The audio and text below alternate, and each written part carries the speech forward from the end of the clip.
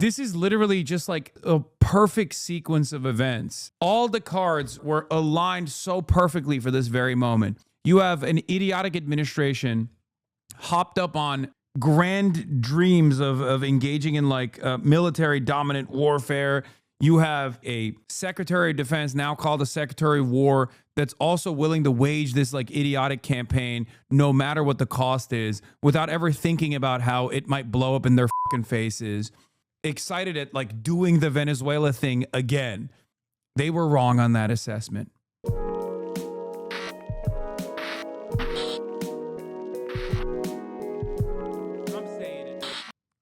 Best analysis so far by Mearsheimer. On U.S. bases and ports. Two of my goats talking to one another. This humiliating. Holy Chris Hedges has 1 million views on this with Mearsheimer. Oh my God. Americans are awakening to the reality. I never thought I would see the day where two of my goats are talking to one another. Two of my goats are talking to one another and millions are listening. Oh my God. Instead of Professor Jiang, this is what you should listen to. Defeat would potentially mean the end of U.S. hegemony in the region. Joining me to discuss the war in Iran is Professor John Mearsheimer. He is the R. Wendell Harrison Distinguished Service Professor of Political Science. May Allah awaken the people and help them to see the evil doings of Israel and the United States. At the University of Chicago. Professor Mearsheimer, who graduated from West Point and was a captain in the weakness of modern leftist analysis is that we haven't seen revolution from within the imperial core. We need to innovate, not only just rely on the history of revolution. I agree. That's what I'm seeking to do. I also think it's important to interpret the failures, the many failures of revisionism in the Western world, in Latin American countries as well. Not just simply to say, well, American intervention was too domineering, too powerful of a force, and therefore it didn't work. There's also that aspect as well. Air Force is the author of numerous books, including Conventional Deterrence, Nuclear Deterrence, Ethics, Lytle Hart and the Weight of History, The Tragedy of Great Power Politics, The Israel Lobby. By the way, The Israel Lobby is currently the bestseller on Amazon, which I thought was really funny. And U.S. Foreign Policy, and Why Leaders Lie, The Truth About Lying in International Politics. Let's begin with this fact that the Pentagon for 3 decades has vigorously fought back against Israeli pressure to go to war with Iran, whether that was Obama, Bush, Biden, and for some reason, for all of the reasons, of course, that are now evident, the Pentagon didn't want this conflict. How was that reticence or resistance overcome? Yeah, it's quite remarkable, Chris, that none of Trump's predecessors took the bait when the Israelis tried to trap us into going to war. Why are you, this is so funny, why are you believing the tail wagging the dog recently is a question someone asked. They're referencing the endless argument. Why are you warming up to the tail wagging the dog lately? Okay? Because I live in reality. And as new information is presented, I change my analysis. You must also live in reality because the tail is wagging the dog right now. That doesn't mean that the dog is not excited about the tail wagging itself. Okay? The dog is certainly enthused. But ultimately, the tail is wagging the dog currently. Israel is in the driver's seat. I've explained this over and over again. And Israel has never been more in control of American foreign policy.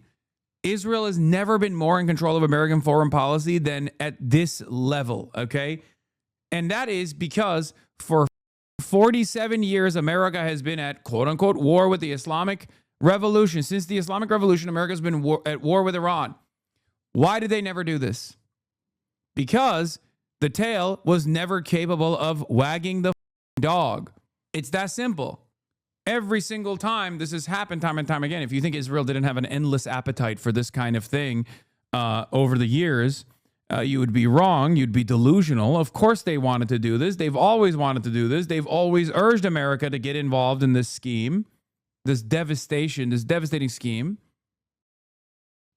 And as someone who has understood Mearsheimer's analysis and has leaned into it quite a bit about the power of the Israeli lobby, okay, I have still maintained the position that this is in America's material interest. This is a very different reality we live in now. I'm sorry. It's just the truth. New information comes in and you have to reinterpret events as it stands. It's over. The notion of the unsinkable aircraft carrier is gone. It's over. Because if you look at the region right now, if you look at what's going on right now, I mean, you can come to that reality very quickly, right? 47 years of this and Americans' of outright refusal, which Mearsheimer will talk about right now. But the unsinkable aircraft carrier is utterly meaningless if the regional actors that it's supposed to control are gone, are destroyed, or on the verge of destruction. What do you think happens to the petrodollar if there's no more petroleum extraction in the region? It's over. This is not simply a misstep by American generals. They're straight up sleepwalking to the death of empire right now because Israel has deluded them into thinking that they could do this. It's done. And not a single competent person that even wants to defend American hegemony is saying, we got to put an end to this right now. The Democrats are not even doing that. You must ask the question why they're not doing that. Against Iran. And you want to remember in 2024, Joe Biden's last year as president, the Israelis twice, once in April and then second in October of that year, tried to trap Biden into going to war against Iran. And he refused to do it. And Trump is the first president who fell into. Brother, we've been telling you the tail was wagging the dog for 2 years and you called us conspiratorial anti-Semites. Take your blinders off. Hey, I don't know if you noticed, but like Israel's genocidal campaign's impact on America was marginal, right? America clearly had the ambition, didn't care. Biden was allowing it to happen, and so was Donald Trump, because it didn't have the same kind of impact of waging war with Iran. Because the Palestinians are quite literally, unfortunately, if you're going to look at this with sober eyes, the Palestinians are, whether we like to admit it or not, incapable of militarily opposing Israel. They're just not. They are a hermetically sealed population that has been held captive by the apartheid state for generations. Okay? So yes, there is a difference between America continuing Israel's genocidal campaign upon the Palestinians, allowing Israel to blow up Lebanon, allowing Israel to take over militarily different parts of Syria. All of that actually played a role in Israel basically designing the battleground and claiming to America that Iran is too weak. This is our best opportunity. This will be the best opportunity in 47 years that we'll ever get. Not realizing that it wasn't the best opportunity at all. But until America actually said, you know what, f it, we ball. Let's go in. Let's blow up Iran. Let's decapitate its leadership. Let's force them into a corner where they have no other option but to fight their way out of it and completely collapse the energy markets around the globe. Until this very moment, it was valid to say the only reason why America has this incredibly complex, incredibly pervasive web of influence in the Western world is because it was the unsinkable aircraft carrier. Until this very moment, you could have said that because the impact to the Western world was marginal. This is a different dynamic. I've said this over and over again. The last time America had the reins over its Middle Eastern policy was Barack Hussein Obama. And then Trump came in and Trump said, all right, Israel, go ahead. You do whatever you want to do. We'll follow along. Okay? That's what happened. But it still wasn't as impactful as this very moment. This was the final shoe to drop. This is it. The trap. And of course, he did it last June during the 12-day war. You want to remember in the 12-day war, the Israelis by themselves started that conflict on June 13th, and it ended on June 25th. But on June 22nd, we bombed 3 nuclear targets in Iran. But it was a one-day bombing. We talked about one and done at the time. And you remember that when the evening came on June 22nd, the bombing was finished, President Trump declared victory. So although he got involved for the first time, it only looked like he was putting his ankle in the water, that he wasn't becoming deeply committed to fighting a war in Iran. But that all changed on February 28th. The United States and Israel together, what I like to refer to as the tag team, decided to attack Iran. And we are now in a war of attrition with the Iranians, in which case it's hard to see how this war ends. So Trump took the bait. And I think to put it in more specific terms, I think basically that Prime Minister Netanyahu, who has been working overtime for decades now, literally decades, to get the United States to attack Iran for Israel, finally succeeded with Trump. As I said, there was a tiny step taken forward in that regard last June. But now Trump has jumped full body into the water. Yep. And this is the OG tail wagging the dog guy. Why is he also agreeing with me, saying this time is different? Like, I've always maintained the position that it's both, right? If you have the unsinkable aircraft carrier theory on one side, which is Israel, right, in a resource-rich region, and you have the Israel lobby and its pervasive influence on the other side, I've always been an extreme fence-sitter centrist on both. I think one cannot exist without the other, unless you literally believe that, like, Jews have hypnosis capabilities, right? Like, they don't. You could not have such a complex web of influence in the Western world without being the warrior country that is going to dominate all these other regional actors at a moment's notice and be able to overtake Egypt if they need to do so, like they did in the past, and control the Suez Canal at the behest of Western states. An espionage, a country with espionage capabilities that are super brilliant. They're awesome. Mossad is the greatest, right? A country that has been able to do all of this stuff.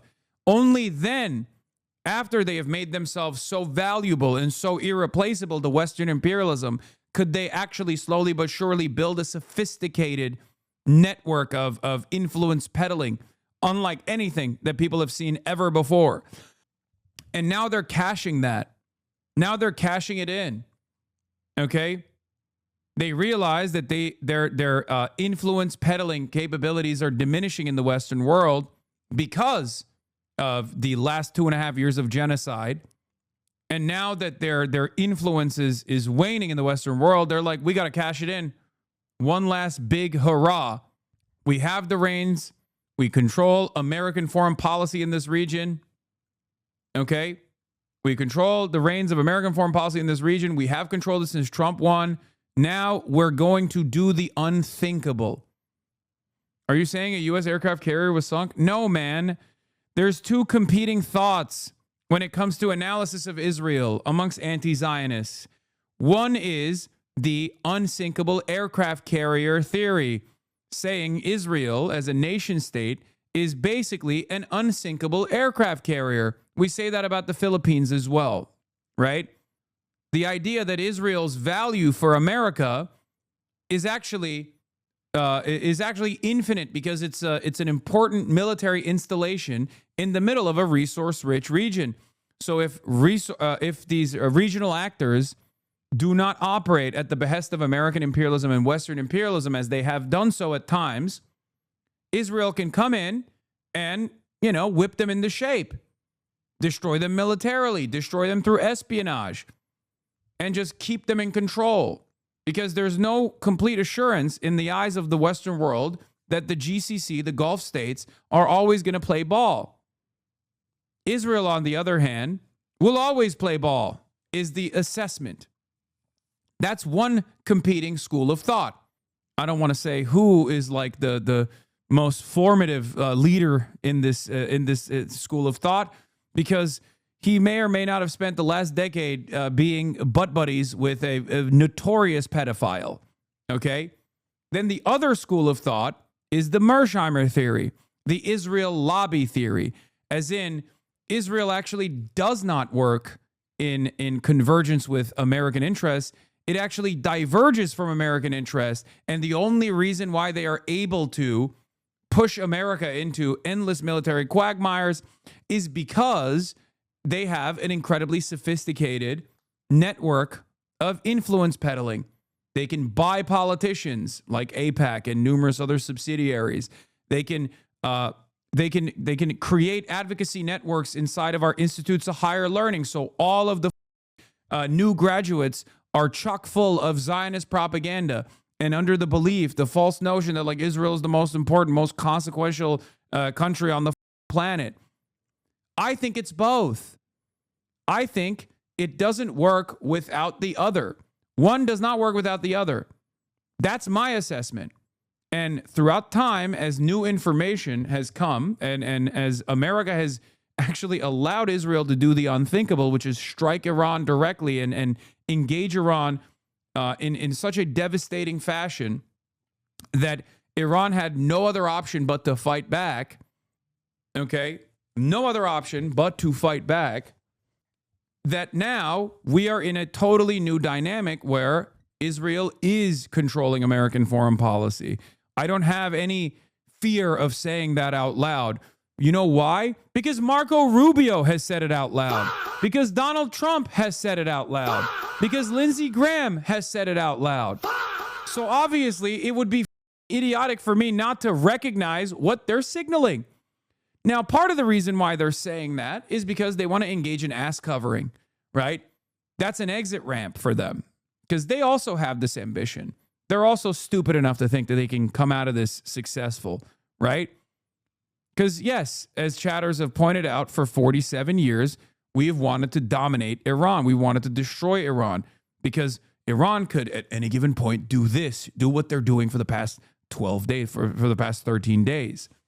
Okay? So I understand that like that is also an off-ramp for some of these Americans who have been agitating to do just this for the past 47 years, right? So that if shit falls apart in a spectacular fashion and we pull the exit ramp out, we can just be like, yeah, it was those Jews that made us do it. And I think Republicans are they're holding their cards close to their chest, but they're saying they could potentially flip. Okay? It could get far more anti-Semitic in this country far faster than you think if Americans actually pull out of this this Iranian quagmire and then start blaming Israel for it, even though they also wanted to do it. So it's a bit of both. But as far as the analysis goes, while there was plenty of ambition in the United States of America as well by some in the leadership to do just this, it is, in my opinion, idiotic not to recognize that the thing that tipped us over into doing the unthinkable is Israel. Having a much more pliant administration to Israel, much more pliant to Israel's demands, was the icing on the top, the cherry on the top. Yet you see, even with this sycophantic head of the Joint Chiefs, Kane, every time he's trotted out in front of the cameras, he doesn't look very happy. I think the military the Pentagon foresaw what is coming and is quite perplexed about how to deal with it. I think that General Kane has actually behaved quite well here. You want to remember that when Trump came into office January of last year, January 2025, he fired the chairman of the Joint Chiefs of Staff, General Brown, and he brought General Kane out of retirement. Kane was only a 3-star general. He wasn't even a 4-star general. But Trump liked him. And Trump made him a 4-star general, and he made him the chairman of the Joint Chiefs of Staff. Now, given that he was in effect Trump's general, that he owed his position to Donald Trump, you would think that he would tell Donald Trump what he wanted to hear about going to war against Iran. But on the contrary, what Kane did before the war, this is before February 28th, was he made it very clear to President Trump that we did not have a viable military option. So when you say that General Kane, every time he's trotted out, looks very uncomfortable, I think that's true. And I think there's a simple explanation for why he looks so uncomfortable. He knew from the get-go that this one was not going to work out the way Trump and Netanyahu thought that it was going to work out. And he understands that he is the chairman of the Joint Chiefs of Staff, and he was the chairman when we entered this foolish war on February 28th, despite the fact that he had warned against it. Is it too simplistic to say that Trump and Netanyahu naively believed that by taking out the supreme leader and some of the hierarchy, there would be regime change and the war would be over? I think that's clearly the case with Trump. I think that that was the argument that Netanyahu sold to Trump, and Trump liked the argument. I think given what happened in Venezuela, he thought that we had the ability to float like a butterfly and sting like a bee. And when Bibi told him that the regime in Iran is weak and all we have to do is decapitate it and really hit hard on that first day. This is literally just a perfect sequence of events. Like everything, all the cards were aligned so perfectly for this very moment. You have an idiotic administration hopped up on, grand dreams of engaging in military dominant warfare. You have a Secretary of Defense, now called a Secretary of War, that's also willing to wage this idiotic campaign no matter what the cost is, without ever thinking about how it might blow up in their faces. You have a successful leadership change that took place in Venezuela with Dan Kane's obvious, much more competent military operation. Okay? That was a major reason, I think, that Trump was excited at doing the Venezuela thing again. But this time, the difference was Israel didn't want to do that at all. Because the reality is, I don't think that you could have actually found a more pliant IRGC to deal with if you were to take out the Ayatollah. Because they just do not understand how the Islamic Republic works at all. But also, Israel had no ambitions in a regime change at all. They wanted complete destabilization from the jump because they were much more sober in their assessment. They were much better in their analysis. They knew that this would be devastating. They knew that this would be devastating for the Gulf. They knew this would be devastating for America as well. But they knew they could just keep throwing more bodies at the problem until they just try and destabilize the Iranian government and create a failed state. The only miscalculation here was, in my opinion, the only miscalculation from the Israeli side was how much discontent they can actually foment, how much they can activate a popular mobilization on the ground with the Kurdish militias, maybe the Balochis, maybe some Sunni groups here and there, right?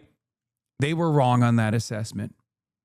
They thought they had enough of a resilient propaganda apparatus inside of Iran that would be able to activate people, that would be able to mobilize people to create popular forces on the ground that you could steadily ship weapons to, right, in secret, so that, they could create a Libya-style condition in Iran. They were wrong on that front.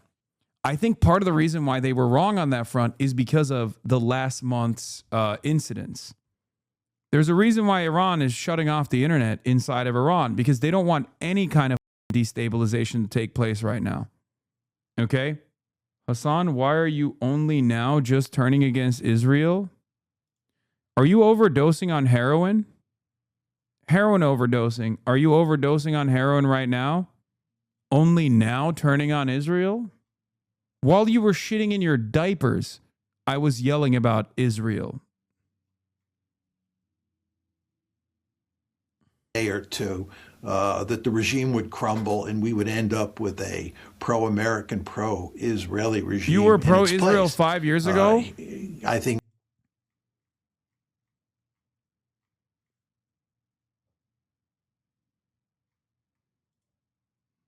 Sure, buddy.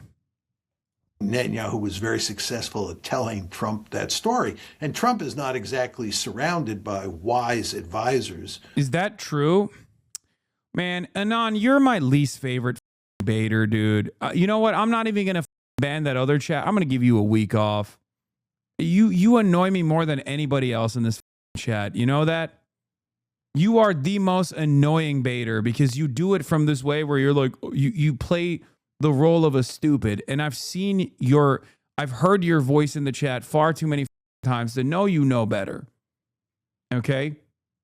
The other guy is acting brand new.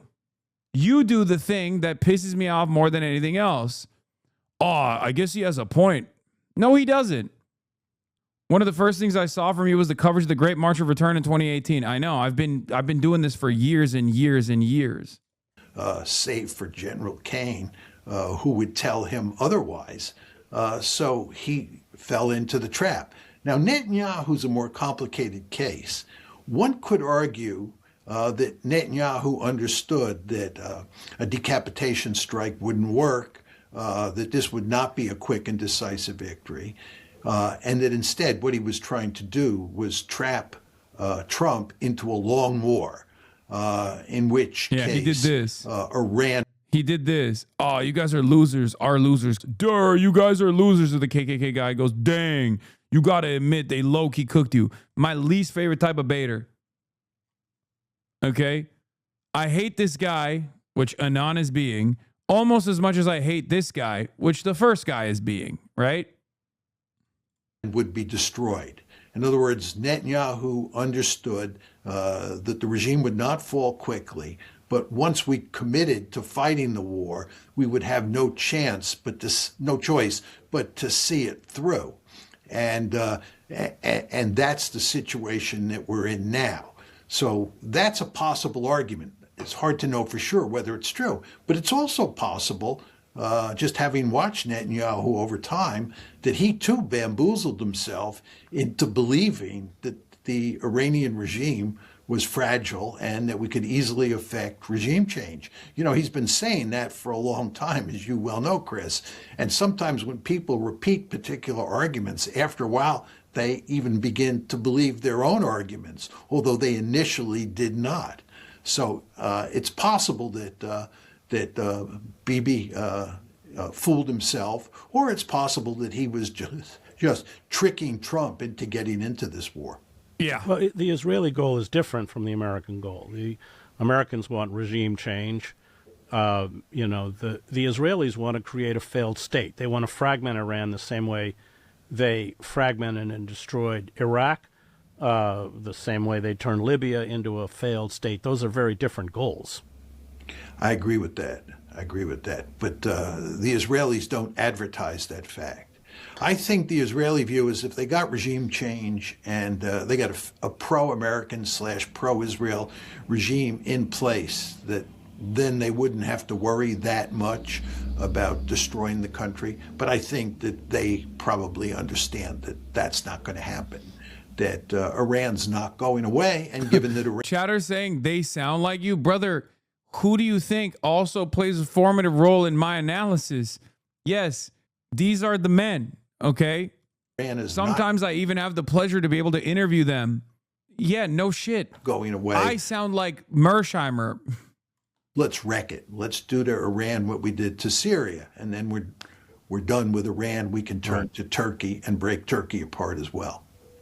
Well, let's talk about a country that does have a strategy, which is in the United States, and that's Iran. And what I found interesting is that rather than confront the American military might, i.e. the ships, and they have decided quite astutely and quite methodically to destroy the economic machinery, not only in the Gulf, but globally. Yeah, the Iranians are pursuing a smart strategy. And to go back to General Kane has made a number of comments about the Iranians that make clear that he respects their ability to strategize in this war. He is not contemptuous of the Iranians. When you listen to Hegseth and Trump talk, they talk about the Iranians like they're a bunch of country bumpkins and we're the strategic geniuses. And not only do we have an advantage in material power, we Americans have an advantage in how to think strategically. I think that's not the case. And I think if you listen carefully to General Kane, he's making that point. We are up against a formidable adversary.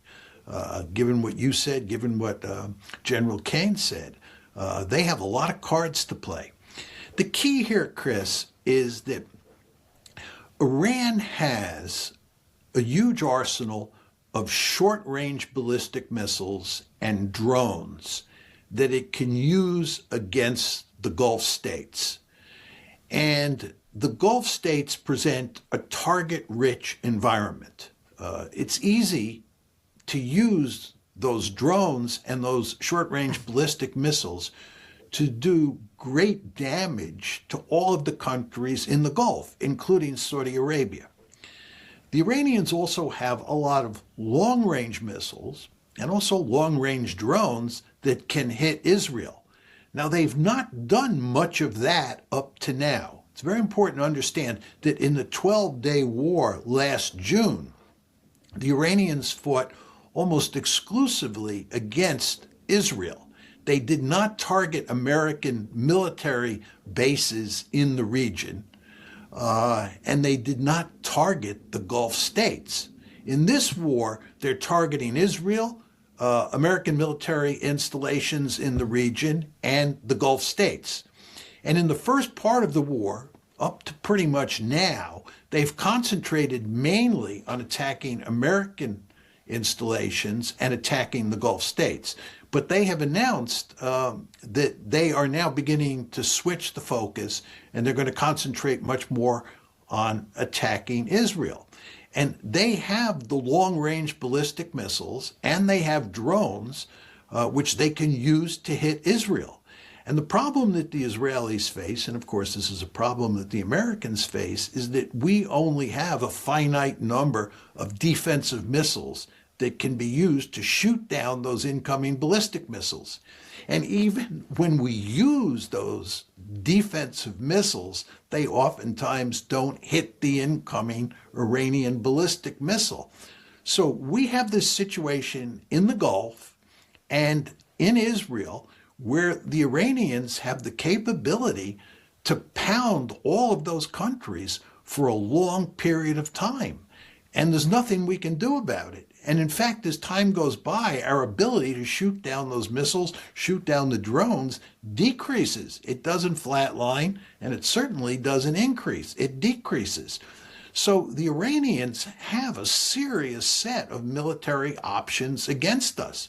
And what this means, Chris, is that as we walk up the escalation ladder, and that's what we're likely to do if we can't find an off-ramp, and I don't think we're going to find an off-ramp. If we don't find an off-ramp, I think what we'll do is march up the escalation ladder. And of course, Pete Hegseth and Donald Trump will say we have escalation dominance as you go up that escalation ladder. But I don't think that's true. I think the Iranians have powerful cards to play, and therefore we are in a really terrible situation. What does that escalation ladder look like? What will that mean? They're already carrying out virtually saturation bombing of Tehran. Not yet. They're pounding Iran. There's no question about that. And they're pounding Tehran. What is this? Breaking. President Trump has rejected an offer from Russia's President Putin to move Iran's enriched uranium to Russia in a deal to end the war. Details include in a phone call with Trump, Putin proposed moving... What the... In a phone call, Putin proposed moving Iran's enriched uranium to Russia as a part of a deal to end the war. Securing Iran's 450 kilograms of 60% enriched uranium remains a top priority for the U.S. Dude, a lot of people just say, never mind, I'm not going to do it. I'm not going to say it. I'm not going to joke. I don't want to joke too much because there's a lot of people who will yell at me. Okay. If you think America is Zionist-occupied government, you haven't even understood where Vladimir Putin is at, is what I was going to say if I were to make a joke about this, okay? But it is very funny that, like, this is such a funny assessment, like, as though Iranian denuclearization is a priority at all. Like, it's like these guys are playing a very stupid song and dance. This is not a real concern. Wake up, please. Like, who is this for? Who is actually for? Who actually believes this? At this stage, who actually believes that the real concern from the Americans is the limitations on Iranian nuclear enrichment? Like, are you stupid? 2016 should have shown everyone around the world that this was not the concern, okay? Because as far as accomplishing that goal, Barack Obama succeeded. There is a multilateral cooperative agreement, including China and Russia, in said multilateral agreement, alongside European allies, to completely defang the Iranian nuclear program. It was under complete control of the International Atomic Agency, International Atomic Energy Agency. It should have stopped everyone from ever talking about this as a serious objective of the Americans when Donald Trump ripped that apart. And even back then, just as Trump is known to do, he did not actually turn around and deliver a convincing strategy. He just said, nope, I don't want it anymore. Barack Obama did it, and therefore I don't like it. Okay? It's not like he said, Iran, we have serious objections to the denuclearization agreement because Iran is not abiding by the good faith agreement at all. He briefly brought it up, but the International Atomic Energy Agency was like, no, they are. We literally have cameras. We have cameras in their refinement facilities. We know they're abiding by it. We sent investigators to the facilities. We know that they're still abiding by it, even after you ripped up the contract. Because Iran did. Iran, contrary to the way that American media covers Iran, and I've said this over and over again, regardless of its domestic repression, when it comes to foreign policy, Iran is so restrained. Iran has been one of the most restrained foreign actors. Iran was even more restrained than Russia was. Always. Restrained to a fault. Restrained against the Israeli incursions, again, to a fault, and certainly foolish and naive to think that America would ever negotiate with them after America showed over and over again that they had no interest in negotiating with them at all. If anything, I think Iran, and specifically Hassan Nasrallah in Lebanon, believed till their final moments in the aircraft carrier theory rather than the Israeli lobby theory. Okay? That led to their own demise. Literally. Till his last moment, Hassan Nasrallah was probably sitting in the bunker with all of the Quds Force generals going, you know, they won't do this. America will stop them, right? Nope. Securing Iran's 450 kilograms of 60% enriched uranium remains a top priority for the U.S. Trump has acknowledged for the first time that Russia is aiding Iran in the war. The U.S. position is we need to see the uranium secured, a U.S. official said. This is not about uranium. This is Vladimir Putin offering Donald Trump an exit ramp. This is Vladimir Putin being like, come on, we'll help you out. And Donald Trump is so much a flesh puppet of Benjamin Netanyahu that he's like, nah, we're going to keep going. But they have not killed more than 1,500 people. I mean, it's terribly regrettable that they've even killed one person, much less 1,500 or whatever the number is.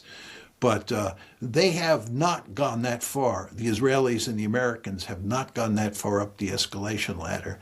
And in a very important way, there's evidence that the Americans are discouraged. Why would Putin help Trump? Regional stability, leaning into a much more favorable bargain for Iran. This is very helpful because there's the other look, the day after this war ends, and I don't know how it will, But the day after this war ends, the capacity of American empire will have taken such a significant hit that no matter what happens, if the IRGC is still in charge, which for all intents and purposes, that's the most likely scenario, Russia and China will harden Iran into the bulwark of, I guess, like Eastern interests, if you want to call it that, if you want to put them under one banner. Because Russia is not communist, so I'm not going to say it's the communist flank, right? Like anti-Western interests. They will, and America knows this too, and it's like too late for them to get out of the situation in some ways. But this will, because I suspect that whoever is in charge of Iran going forward, and I say whoever because we don't know if the current leadership structure will exist. You know, Israel might try to assassinate and successfully assassinate the leadership again, right? But ultimately, the IRGC seemingly will stay intact unless there is a complete fail state, right? And if the IRGC is intact, they will play ball with China. They will play ball. They've been playing ball with Russia already, but they will definitely play ball with China. They will get trained on Chinese weapons, and they will harden their protection over the region. China, I suspect, will use Iran to gain a stronger foothold over the Gulf states. By way of Iran, China will probably secure a cooperative agreement with the Gulf states. They've already, pre-October 7, they already had made inroads, right? They secured a peace negotiation between Iran and Saudi Arabia. This could be a part of the reason why there was so much strategic restraint on the Iranian side. Because if you recall, I covered it at the time, China went into the region and said, you guys are done. You're going to make peace. Saudi Arabia and Iran are going to make peace. And they did. It was successful. And then October 7 happened, and that just kind of, bricked the whole process. This also goes along with China's lack of interest in emancipatory needs of the people. They don't give a fuck about the Palestinians, obviously. Let's be real.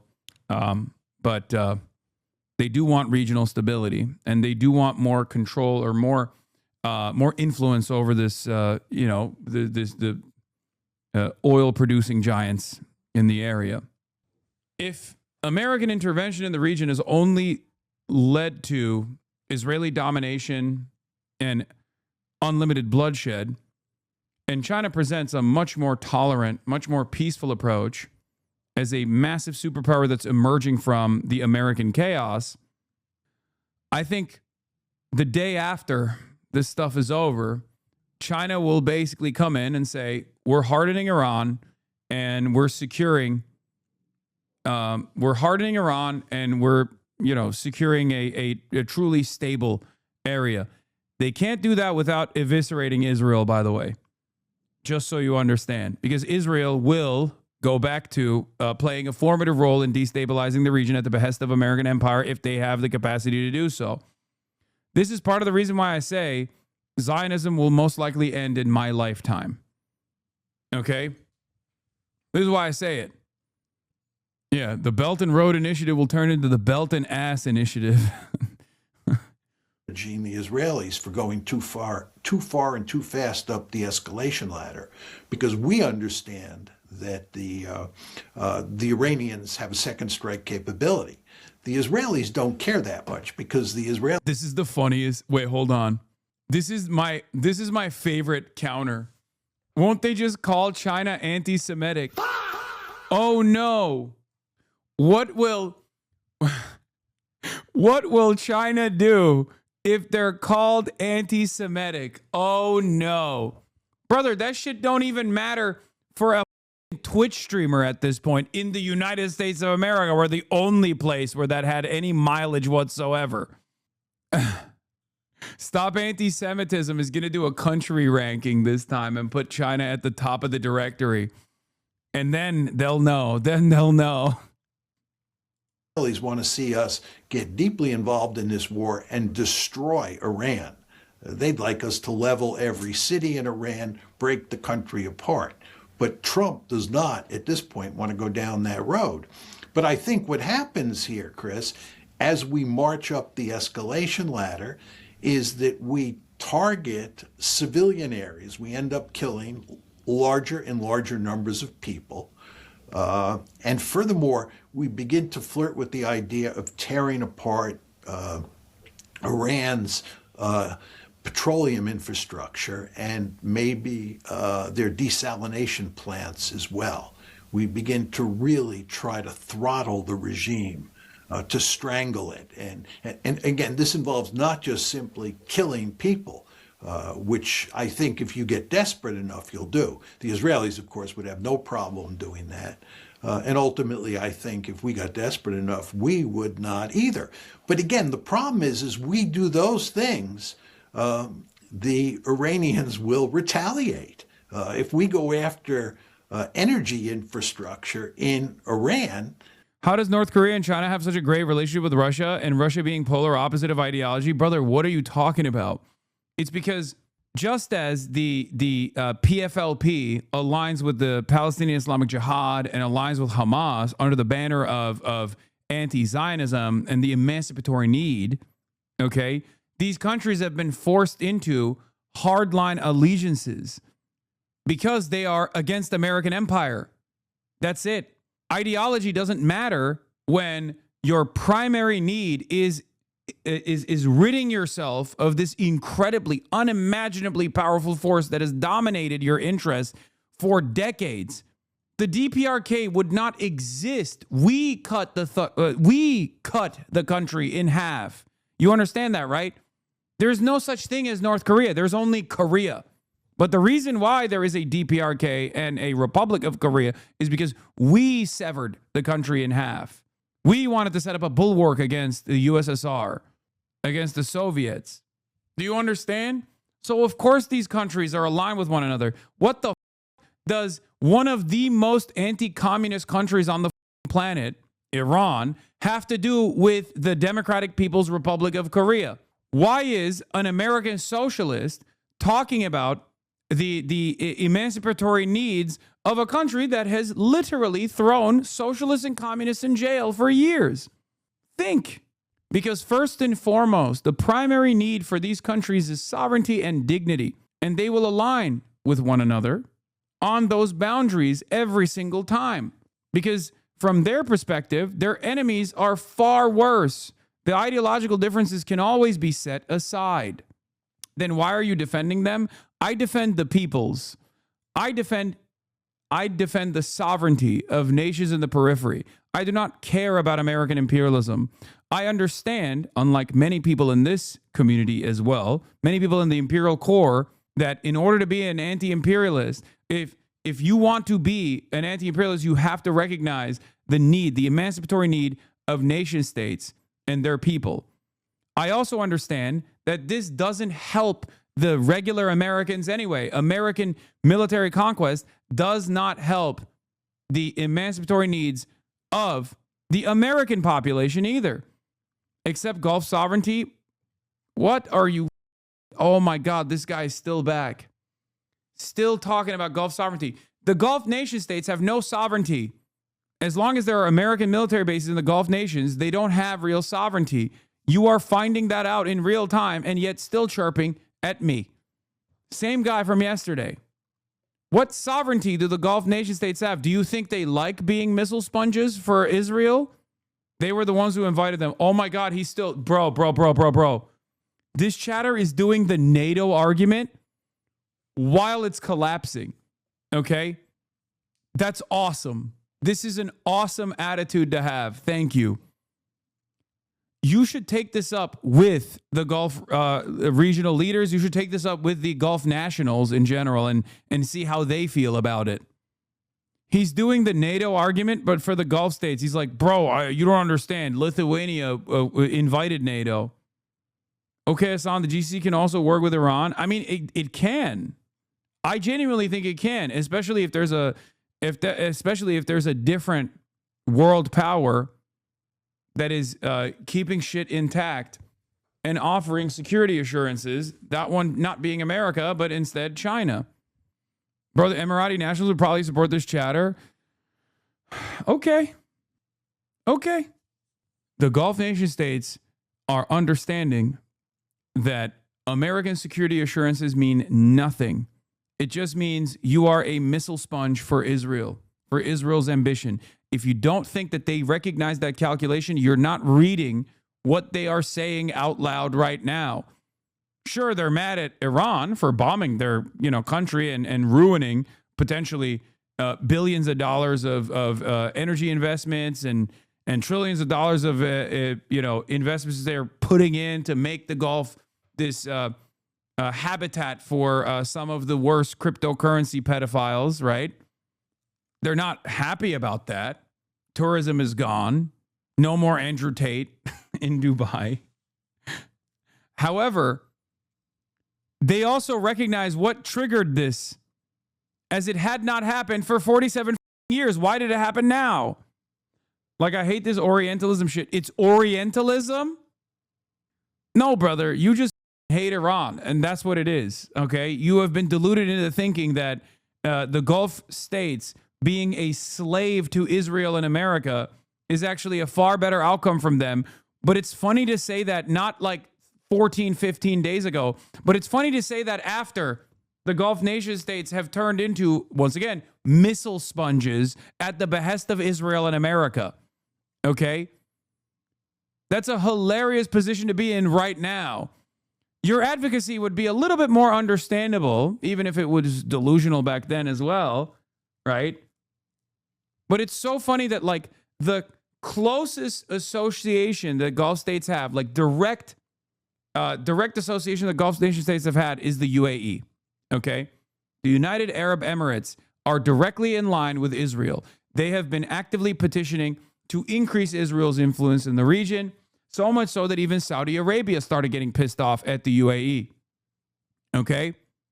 Look at the United Arab Emirates. Is Israel protecting them? No. Israel does not give a about any Arab whatsoever.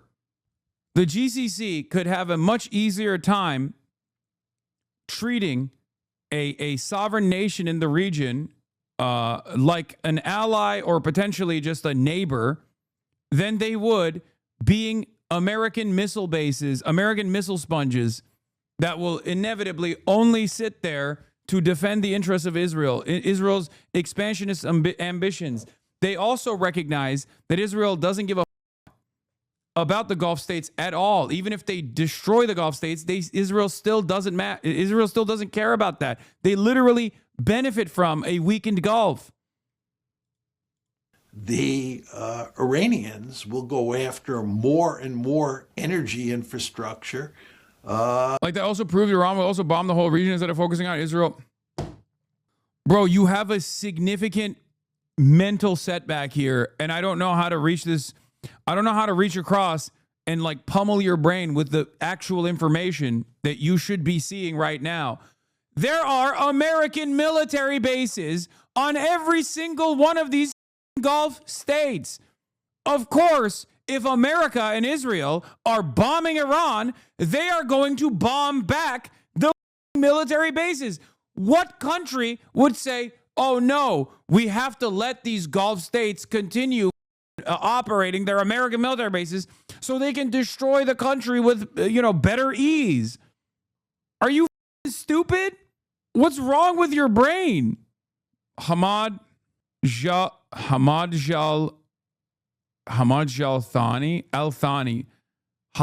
Al-Thani, Qatar's previous emir, father of the current emir, Hamad bin Jazim. Did I get it right? Am I saying it correctly? Qatari cat, is this correct? Stop spinning. No, he's the former prime minister. Hamad bin Jazim bin Jabbar. I don't care. Stop wiggling. There's a new hate train coming from the dumb veterans of Twitch from American Dad. He's adding Dan Clancy. I'd have YouTube ready. Sure, whatever. This war in our region, like all other wars, will come to an end. But there are lessons and morals that the Gulf Cooperation Council states must draw from it. The most important of which is solidarity, alliance, and unity of word and stance. For there is now no alternative for the Council states but to establish an effective, real, and on-the-ground military security alliance akin to the North Atlantic Treaty Organization, in which Saudi Arabia plays the most crucial role as the largest state. Given the importance of the matter, the study and preparation for it must begin now, without waiting for the war to end. And for that, the Council states must, with determination and without delay or hesitation, transcend all the disputes between them in preservation of our shared interest to keep the Council strong and cohesive, to ensure the independence of its peoples and states, and to prioritize the general Gulf interest over the Qatari interests. We must not wait for the fighting to end either. Rather, the Council states should immediately begin establishing and developing an advanced, coordinated, and planned base of military and electronic industries among themselves, so that they can defend their peoples against aggression and preempt and deter any attacks targeting them before they occur. Our states possess the necessary geography, resources, and funds for this. Yeah, except they don't have the necessary manpower and the willingness to do this. Okay? And perhaps we can take the lesson from Iran, which, despite the siege, managed to develop for itself an advanced missile industry base, which, regrettably, it has bombarded our states and aggressed against them without right. And since the Council states did not start this war, nor did they want it in the first place, and were seeking a solution between the United States and Iran, our states must not bear the economic and political repercussions that will result from the war. Israel, as the one that ignited the spark of the war, must bear responsibility before us, before the world, and before the United States. Isn't it crazy how everyone is saying the same thing, by the way? The Gulf states are saying, America, you have to stop Israel. I'm saying, America, you have to decouple from Israel and actually regain control over the situation. Iran is basically saying the same. And yet, America's like, nah, this situation is great. Don't you know that we are going to actually bring about Armageddon, and Jesus Christ is going to come back on earth and wage war in Megiddo against Satan's forces? I'm a really smart guy, and this is what I truly believe. For this war was started by Israel to make itself the upper hand in the region militarily, economically, and politically, as it declares every day. Yeah, that's the other thing. Israel is also offering salt to the wound, insult to injury, by routinely stating over and over again that this war has made Israel a superpower, not only in the region, but around the world, which is ridiculous. They are not. You shut off the money faucet. You no longer give Israel the protective cover that it has benefited from endlessly, and Israel becomes a much more restrained nation state. Okay? Israel, tiny country. Israel, size of New Jersey. Therefore, we in the Council states must stand as one front, whether towards Israel or toward Iran. For Iran will remain our neighbor forever, even though we differ with it and reject what it has done and is doing against us. And as a result, by the way, I'm sorry, but I do find this kind of mealy-mouthed bullshit to be really insincere when, like, they turn around and they say, like, oh, how could you have done this to us, Iran? We are your neighbors. It's like, bitch, you have American military bases with American radar installations that protect Israel and American military bases that have American fighter jets that would bomb Iran at the behest of Israel. What the fuck do you mean? You have American Marines. You have American military installed in your country. You have American espionage facilities installed in your country that's spying on your neighboring country of Iran. What the fuck are they supposed to do? Of course they're going to bomb those military installations. They're at war. This kind of like both sides bullshit is hilarious from the Gulf states. It's very sweet that they were benefiting from aligning openly with Israel, with the Abraham Accords over and over again, only to now do this woe is me bullshit like I am small bean. We are the small bean countries. We are the small bean petro-capitalists. How dare you do this to us, Iran? We mustn't wage war. We are neighbors. It's like, okay, well, why did you do the buildup to begin with? What the fuck were you expecting? This is why Iran hates Gulf more than Israel? No, it doesn't. Also, Iran... Listen, why is it that the nations that have been bombed the hardest are the ones who are not speaking as loudly in their condemnations of Iran? Ask the question why that is the case. Why is France chirping harder and celebrating America's initial actions and also condemning only Iran, whereas the Gulf states are condemning Israel and Iran. Think. They're the ones getting bombed. France is not getting bombed. I mean, they lost one soldier in Iraq yesterday, but up until that point, their casualties were zero. Gulf states have actually lost billions of dollars. Why do they have a stronger approach? Why do they have a stronger statement for Israel for starting this than the French do, than the Italians do, than everyone else in the European nation states do? They're not being bombed. Think. Part of it is because, and I told you this over and over again, they also want there to be a sovereign Iran. They would much prefer a sovereign Iran than no Iran, than a failed state in Iran. 93 million people.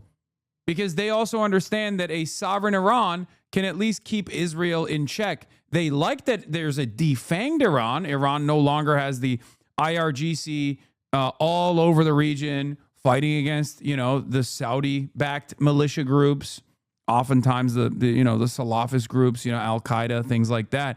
But no Iran means no Iran in the region means Israel does whatever it wants. If it wants to take Saudi Arabia, it takes Saudi Arabia, and America will let it happen. Okay? They understand that. That's why they're saying Israel is also at fault here. Are you saying Gulf states shouldn't talk about Iran and tell it to bomb us more, lol? No, that's not what I'm saying. I'm saying that their calculation is different than those who are far removed from the conflict, even though their suffering is much greater. Because they also understand that there's a day after. They have to live there.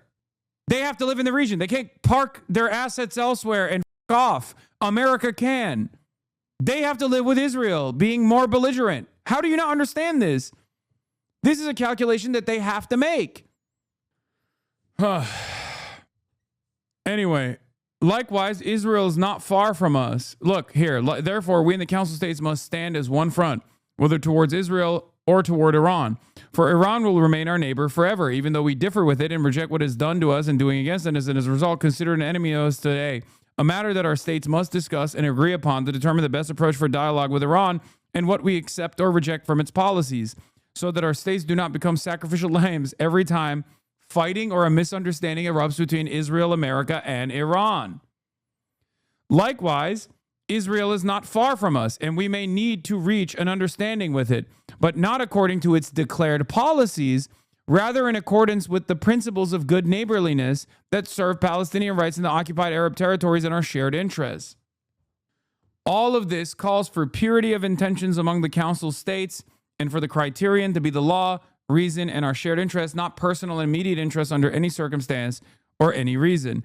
And I have no doubt about the intentions of the leaders of the Council states, but what it's required now is that we rise to the level of the historical responsibilities that these circumstances impose upon us.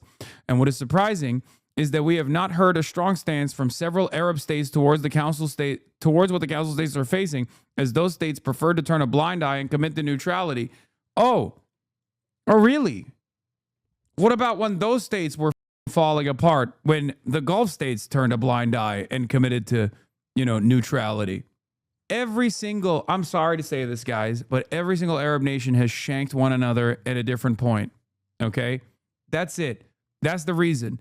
And it was all because they thought they could get an upper hand and they thought things would remain stable as long as they were servile to the interests of Israel and America. Now they can't play that game any longer. That's it.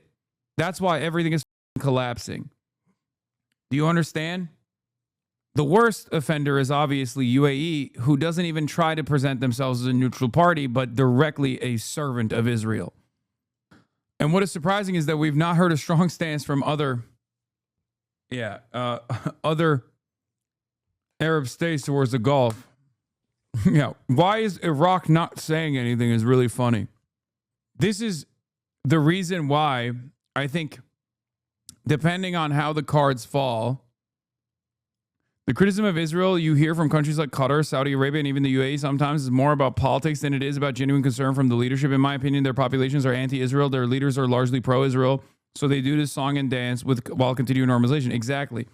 But now Israel has delivered a devastating blow to their actual economic interests.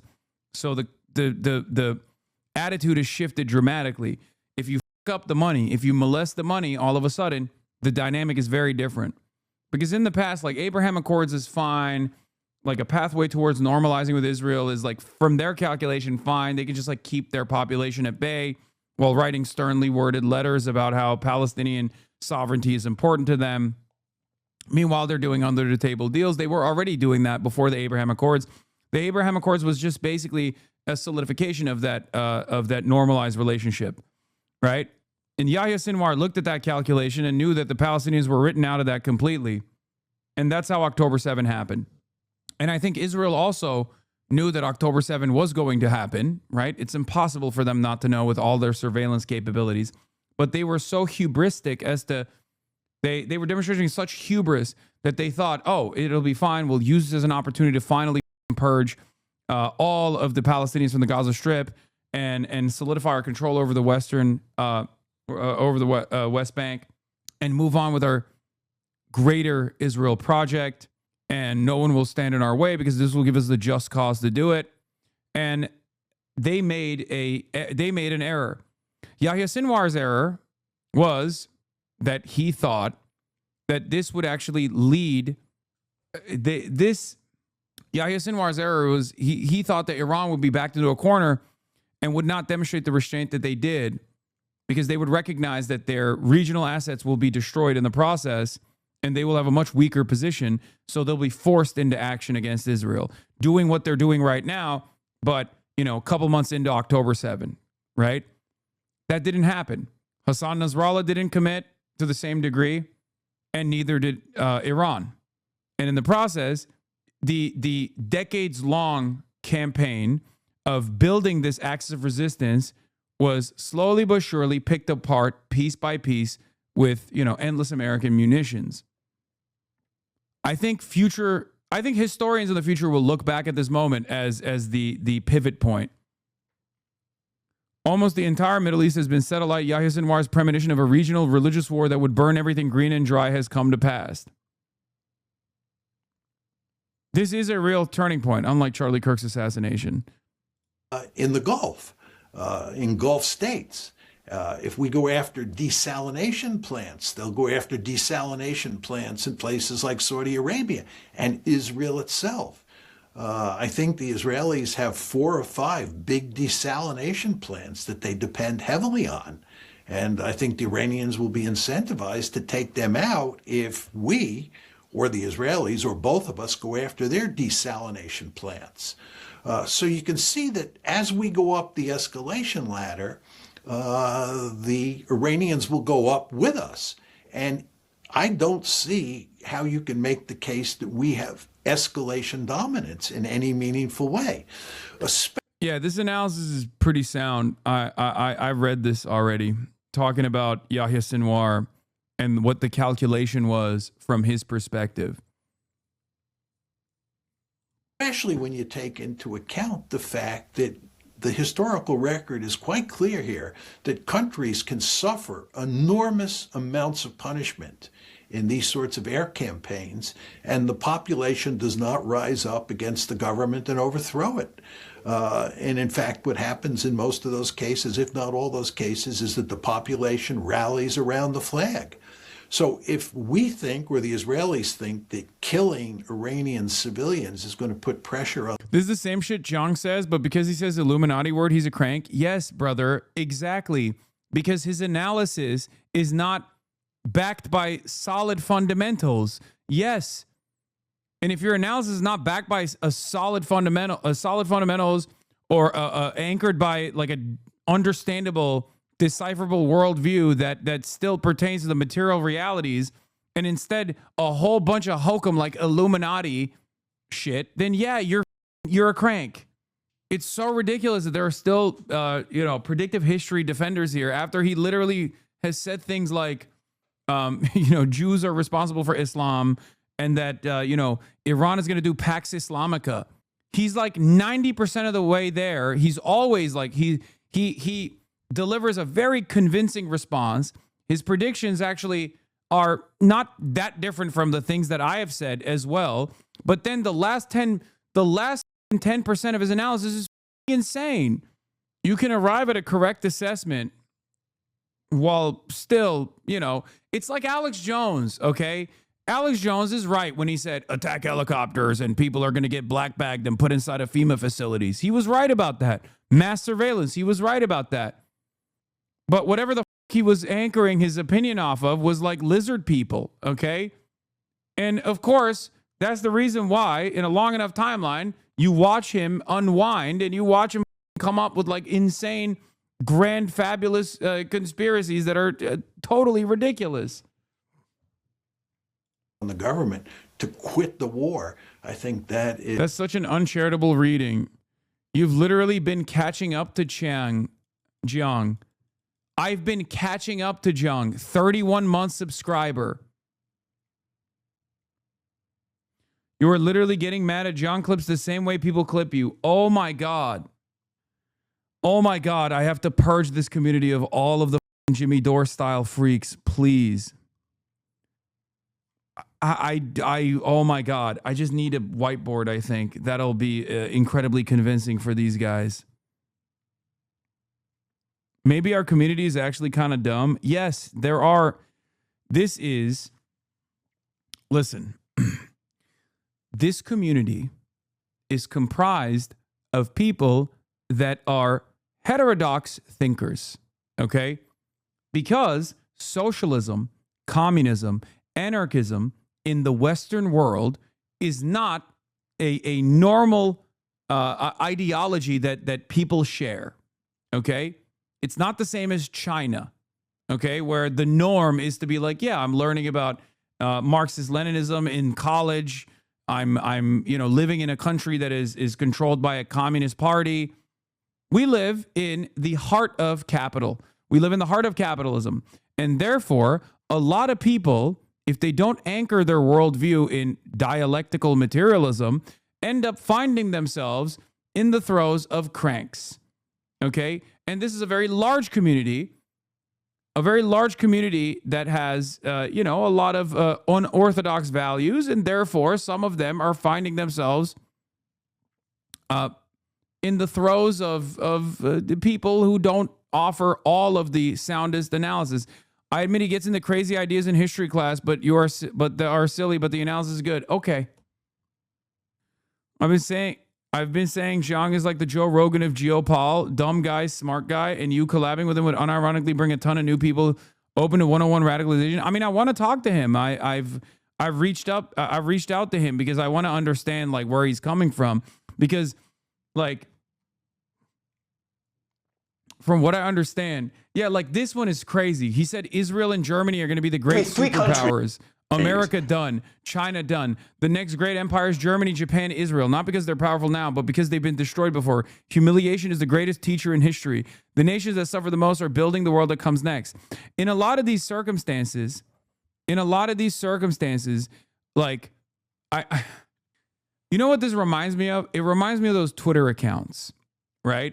It reminds me of those Twitter accounts that make predictions, right? Like 1 million predictions and then delete the predictions that they made that look silly.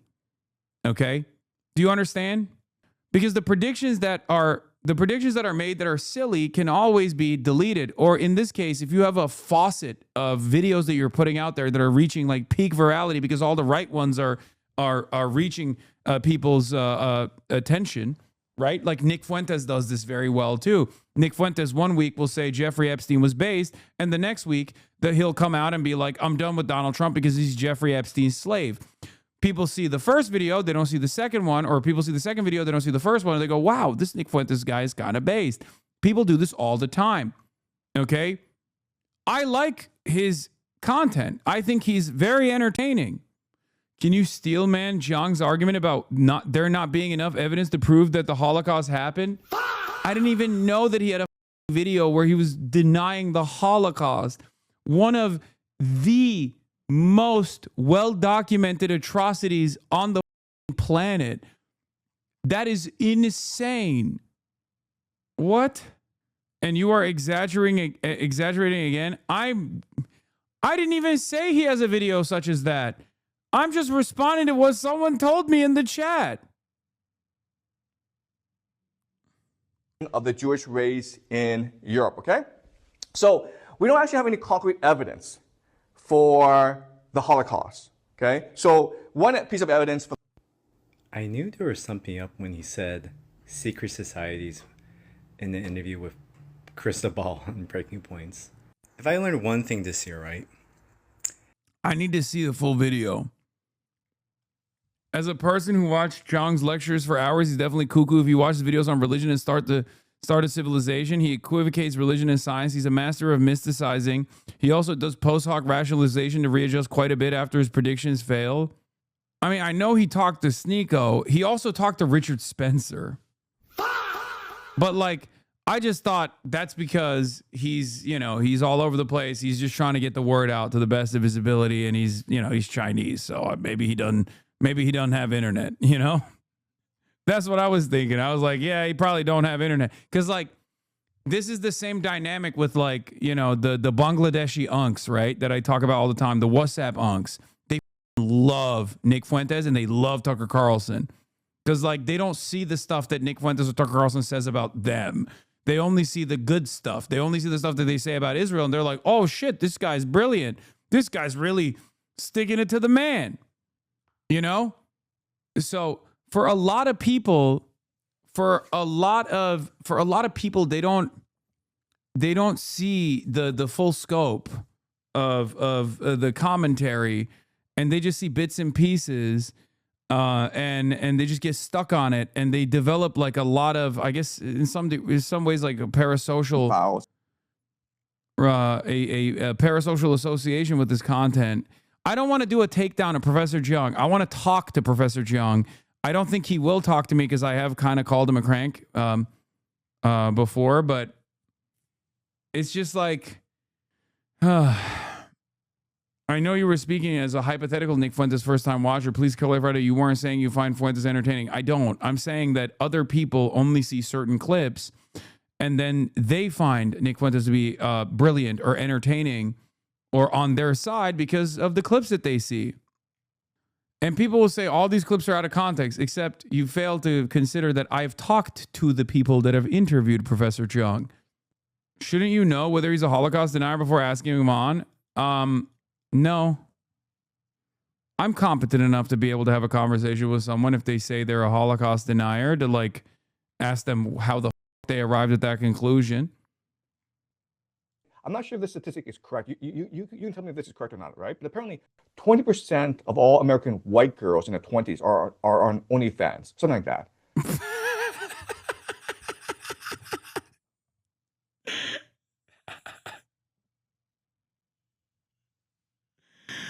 Oh, like what's the number of white women in their 20s in the USA? Let's see what that number is. White women represent roughly 56% of the 18 to 64 demographic. Come on, give me just a number, man. Why can't you just spit out a number? Oh, this skeptics website did the math. Okay. What is this? I have not been able to find reliable statistics supporting the claim that 1 of 5 white American women in their 20s are on OnlyFans, either as creators or as users. Available statistics seem much smaller. For example, some estimates suggest about 2% of American women aged 18 to 45 are creators on OnlyFans, which is far below 20%. The platform reportedly has around 2 million creators worldwide, with the majority being women. If the 20% figure were true, it would imply millions of young American women in that demographic are creating OnlyFans content. Bro, I was excited when I first saw him and was talking about using game theory for predicting the future. I thought he was going to actually do some game theory, and it was just his speculations based on a lot of unconventional but true statements. The game theory is just a scenario with interests of some of the parties he lists beforehand. It sort of makes sense to the listener who is primed into believing his sensational speculations. I mean, yeah, if what is anchoring his worldview is like Frankists that control Israel and Jesuits that control the Catholic Church, the Vatican, and all this other stuff, like, yeah, of course he's gonna arrive at like some wildly speculative ideas as well. Please show chat what he means by Frankist. He's referring to an extinct Jewish heresy. Wait, why doesn't he believe in the Khazar theory? Frankism is a was a Sabbatean religious movement originating in Eastern Europe in the 18th and 19th centuries, created in Podoli. It was named after its founder, Jacob Frank. Frank completely rejected Jewish norms, preaching to his followers that they were obligated to transgress moral boundaries, embracing antinomianism. The Frankists were engaged in incest orgies and sex rituals, such as the infamous 1756 incident in Langstroon, where they were allegedly caught dancing around half-naked women, symbolizing the Shechnia. At his height, Frankism claimed perhaps 50,000 followers, primarily Jews living in the Polish-Lithuanian Commonwealth, as well as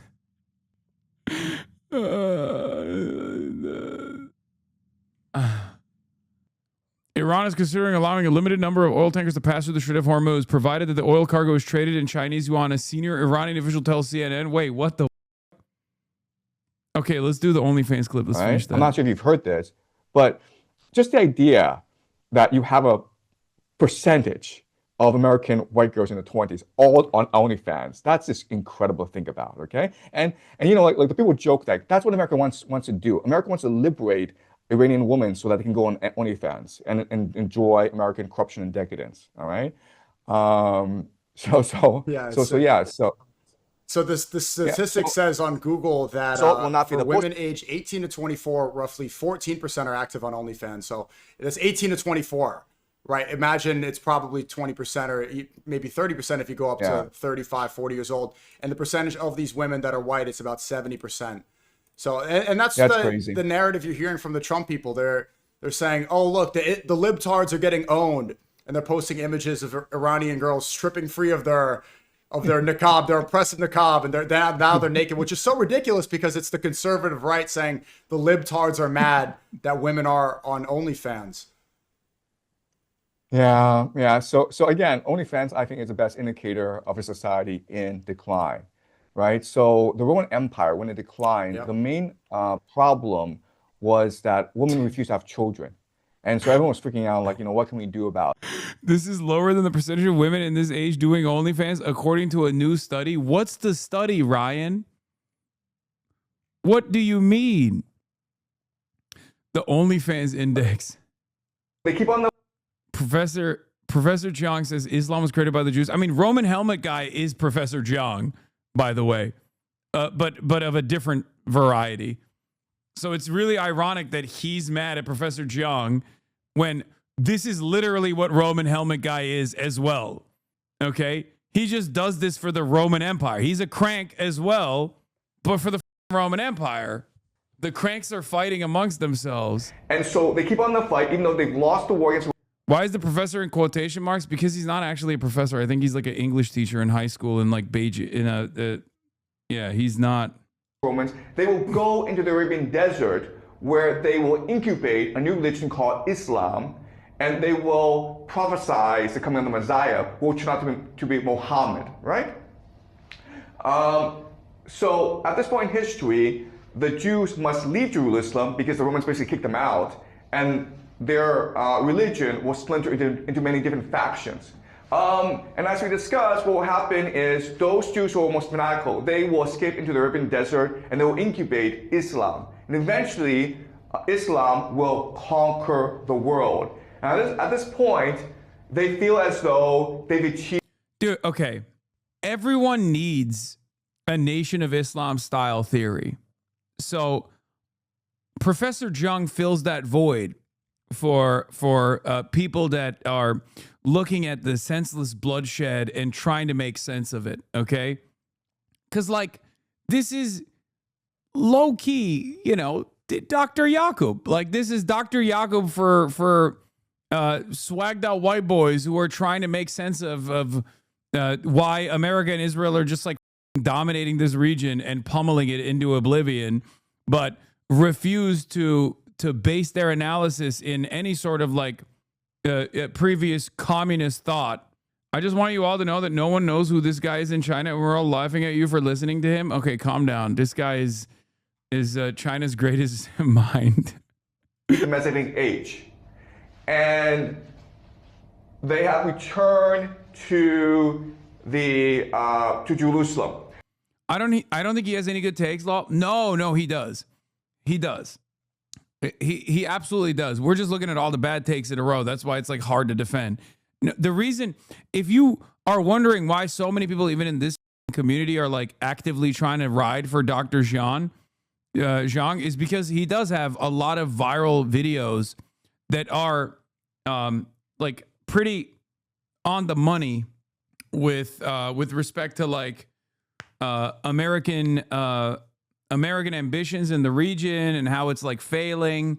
So, well, Zhang is more popular than you on Bilibili, so I agree with that disagree with that former chatter. Now, the Jews believe that in the Messianic age, the Messiah will come, lead them to victory, bring all the Jews back to Jerusalem, and build the third temple and usher in the Messianic age. Okay, and that's what they believe happened. And so this is the Al-Aqsa Mosque in Jerusalem, and this is meant to be the third temple. Over time, what will happen is they will change it to become a center of Islamic worship. But in the beginning, it was really the third temple. I cannot believe that I literally sidestepped away from two actual brilliant thinkers that have spent a lifetime, Chris Hedges being a investigative reporter that has broke incredible stories, and Professor Mearsheimer, who is probably one of the most important realpolitik academics in the country, to literally watch Professor Zhang clip compilations. We are a deeply unserious community. What the is wrong with me? And what the is wrong with you? Oh my God. We literally took this sidestep because someone literally said, Professor Zhang and Professor Mearsheimer agree on everything. I'm so stupid. I'm going back to serious shit, please. Erroneous thinking. Well, we tried that in Vietnam. We tried it in Korea. If you ever look at what we did to North Korea during the Korean War, it's horrific. It's much worse than what we did in Vietnam. And then you go back to World War I, World War II. Excuse me, not World War I, World War II in Europe and World War II in East Asia against Japan. I mean, the number of people that we killed is just hard to believe. But it's very hard, if not impossible, to get. I remembered I have free will. That's what happened. So I could lock those in. air campaigns to cause a government to quit. Well, is there an example of an air campaign that does break a government? I don't think so, historically, is there? No, I think the only case you could make is the dropping 2 nuclear weapons on Hiroshima and Nagasaki on August 6th and August 9th got the Japanese to finally quit. The Japanese were at the edge of the cliff by August of 1945. And the question is what pushed them off the cliff? And some people would argue it was the 2 nuclear weapons on those 2 dates. I actually think that's not true. I think it was when the Russians came in on August 8th. Yep. Remember, the war in Europe is won on May 8th, 1945. And at Yalta, the Russians or the Soviets had said that they would come in 3 months after the war in Europe ended. In other words, they would come into the war against Japan.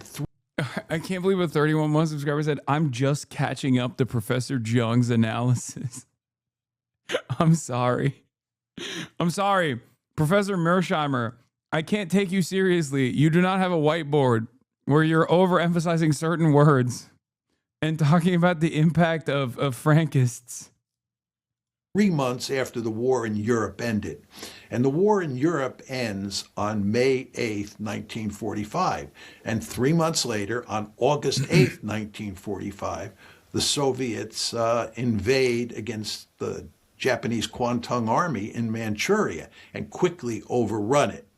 I believe that it's the Soviet decision to attack Japan on August 8th, which is in between the 2 bombs on August 6th and August 9th, that is the critical factor that gets the Japanese to throw up their hands.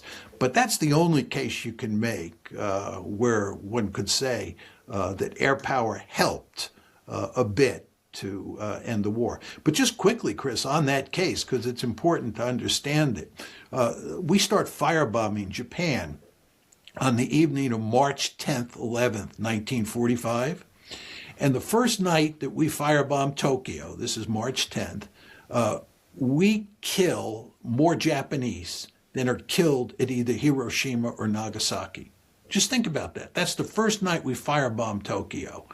And then we're working our way down the list of large Japanese cities and firebombing them, murdering huge numbers of people. Just truly remarkable. And the Japanese don't quit.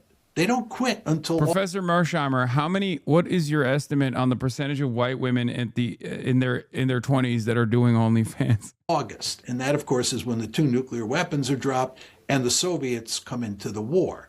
And that's sort of the coup de grace. But firebombing just didn't work. And it supports the basic point that I'm making, that you can murder, and this is really murder because you're purposely targeting civilians. You can murder huge numbers of civilians and it doesn't work. The historical record is remarkably clear on this. And here we are in Iran. We're not going to send ground forces in, right? We're going to rely on air power. We're going to bomb, and we're going to bomb Iran and win the war. We're going to create regime change without sending ground forces in. Just going to do it through the air. The historical record makes it unequivocally clear that this is almost impossible to do. Yep. Absent a miracle. It's never happened. It has never happened. The closest association that you can make in recent history is Libya. And in Libya, you had popular mobilization of ground forces. So it wasn't the American military, but you had a popular mobilization. It has never happened. And it will never happen. That's not how things work. Miracles. It's hard to get regime change, or impossible to get regime change using air power alone. You got to send boots. You got to put boots on the ground. This is what we did in Iraq. We had to invade Iraq to get regime change. And if you want regime change in Iran, you're going to have to invade that country. And that's not going to happen. Country's much too big. There are too many people. And furthermore, we've been there before. It doesn't work very well. And even Donald Trump is smart enough to know that sending an army into Iran would be a real prescription for disaster. Let's talk about the economic impact of shutting down the Strait of Hormuz, and just on the issue of desalination plants having worked in Saudi Arabia. You take these out, you have a huge humanitarian crisis. I mean, cities like Riyadh are almost completely dependent on desalination. Yeah. Absolutely. Absolutely. See, okay, going back to Professor Zhang, this is the type of shit that he says as well that is correct. He has talked about how the escalation ladder features America and Israel potentially hitting the Iranian desalination plants before it actually happened, and what Iran could do in retaliation, because anyone with like cursory understanding of the region knows that, yeah, they don't have a lot of fresh water supply. And they rely heavily in Gulf nations, especially, even more so than Iran, in desalination plants. Obviously, Iran relies heavily on its desalination plants as well. But like, you know, it's stuff like that that make him come across as brilliant, right?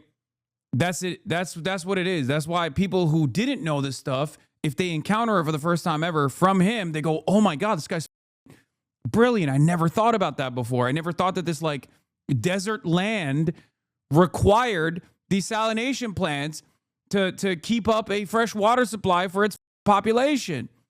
Okay? And that's the reason why they developed this like loyalty to him. I guess I kind of eat off of that a little bit too, because like a lot of the things that I explained to you guys is also things that you're encountering for the first time ever. So then you're like, wow, this guy's brilliant. Why can other people not see what I'm seeing?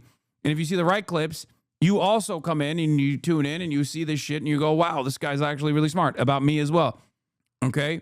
Other people don't see that. They only see, because I have a mountain of haters, unlike anybody else after, 10 years of doing this. Other people only see bad clips or things that are clipped out of context. And they go, oh, this guy's a idiot. This guy's stupid. And the administration, the Trump administration, has told the Israelis to stay away from desalination plants. And we do not want to get into a war where both sides are attempting Wrong. Iran barely relies on desalination, around 3% of total supply. It doesn't matter. It's still, they do rely on desalination plants as well. Nowhere near to the same degree as the Gulf states, but they still do. When you say barely and you say 3%, which I don't think it's 3%, but do you know what happens when 3% of the fresh water supply is taken out?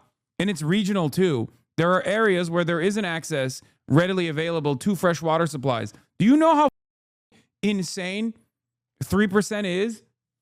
3% in a 90 million country, especially if you're looking at the region that relies on it, is millions of people that rely on it for their fresh water. It's crazy.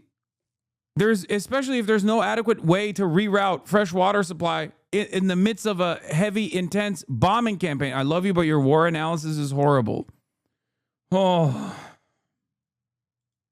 To destroy the desalination plants on each side. This would not be good because, as you say, it would be, catastrophic disaster for the people in all of those countries in the Gulf region. And I believe it would have devastating effects inside Israel as well if the Iranians were able to take out those 4 or 5 desalination plants that the Israelis have. So I think that, for the time being anyway, we'll stay away from that. The economic consequences, have not been fully felt yet.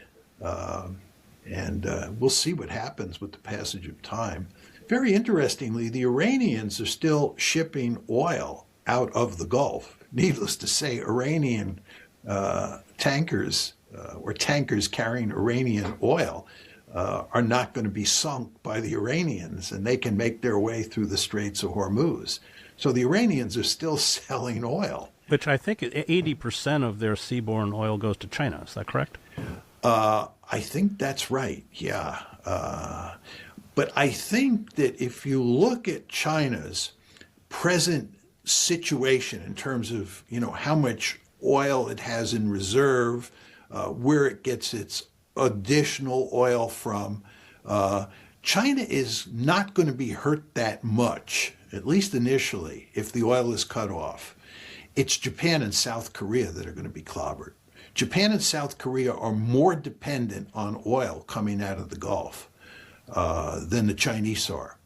It's quite interesting here, Chris, but if you think about it, the Europeans are really going to be hurt badly if the oil is cut off for a sustained period of time. And you want to remember, the Europeans are already in trouble because they're not getting oil and gas in the way they used to from Russia. And now they're depending more on the United States and the Middle East.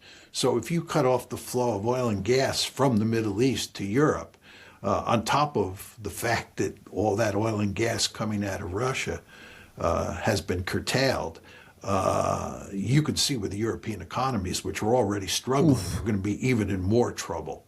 So Europe is going to be hurt. It looks like Japan and South Korea are going to be hurt. And then there are countries, that are less developed, like Nigeria, that are going to pay a real price as a result of what's happening here. So the economic... Dog, they're sending 2,500 Marines to Hormuz. How is it not a war now? First of all, it's been a war. We are now 13 days into the war. Secondly, what the are 2,500 Marines going to do? They're just going to get killed. And it's not even, it's even higher than that. Yeah, we're sending 5,000 of our hardest dicked Marines into the region. They're going to seize control over Karg Island, okay? They're going to get deployed and they're going to take it over. And these are some of the hardest cocked Marines we have, okay? Their dicks are so hard. They say slurs. They say the best slurs. They know slurs that you've never even thought about, okay? And they're going to come in and they're going to, it's like a COD mission. It's a Battlefield 3 map. They've already played Battlefield 3. They're ready for it. They're eating all the best crayons. They're eating all the best Blue Chew. Their cocks are so hard. Hoorah. They're going to be deployed and they're going to take it out. This is insane. As I've described earlier, You know, you need a far, far larger troop deployment than 5,000 to overtake even the not just Karg Island, but also the Iranian coastline surrounding Karg Island. And before you do that, you also need to completely eviscerate the Iranian missile launching and drone launching capabilities before you can even make this deployment. It seems like that would be the entry point up the escalation ladder. But ultimately, for that to continue, if you deploy 5,000, 10,000, 20,000 soldiers into the Iranian coastline to achieve any sort of like military success in overtaking the Iranian coastline, let's say you actually destroyed, like completely destroyed, maintain air superiority, completely destroyed their like anti-air defense systems, and have complete air superiority over the Iranian coastline, and you're deploying these troops into the Iranian coastline and also Karg so you can take over the surrounding region, okay? You still don't have you don't have a supply route that is clear that can directly feed into the front line, okay? Before you even establish a forward operating base, you need to do that. But let's say you did all that. Where do we go from there, right? You can only maintain that position. It's not sustainable. You can maintain that position, let's say, for a limited amount of time. Like everything went super well. These are basically, you know, these are the Terminator style Marines, and they just can eat a Shahed drone in the face and survive somehow. Okay? How long can you hold that position? Iranian ground troops are deployed against you. Now you're fighting against them. How long can you hold it? What is Karg Island and why is it important? 90% of all oil that travels by sea goes through Karg Island. It's a tiny little island right on the coast of the Iranian shoreline, and all of the oil goes through Karg Island. It's unbelievable that they think this would look like anything different than sending some kind of destroyer to tow an oil tanker. It's even worse because now you have, you know, combat casualties. All of the Iranian oil passes through Karg Island. But from that point onward, you have to increase the deployment, right? You have to increase from that point on, it's a full-blown boots on the ground military deployment, right? And then you run into the same exact problems that I've been explaining for the past month and explained to you earlier today.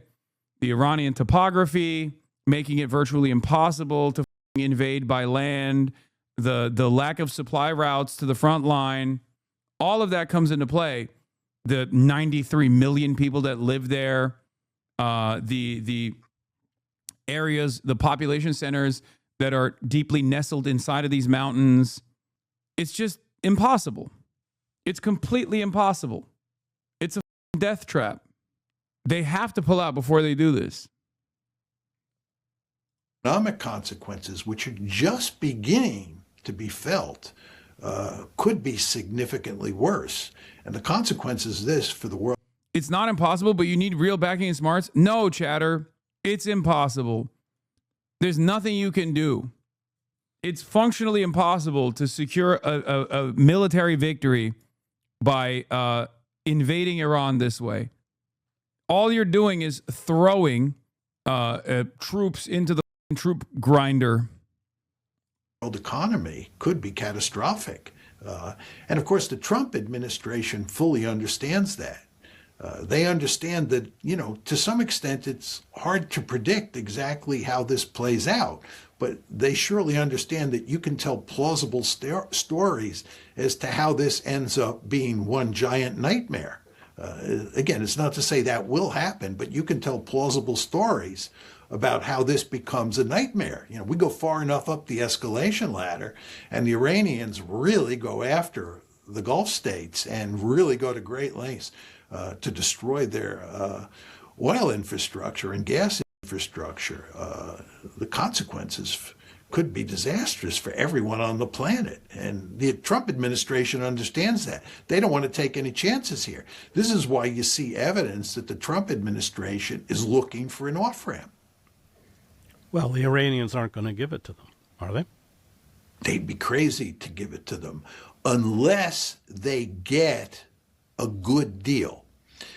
You hardly see any talk about this in the mainstream media, but all of the talk revolving around the question of an off-ramp and ending this war has to do with how we think we fared in the end and how we think the Israelis fared in the end.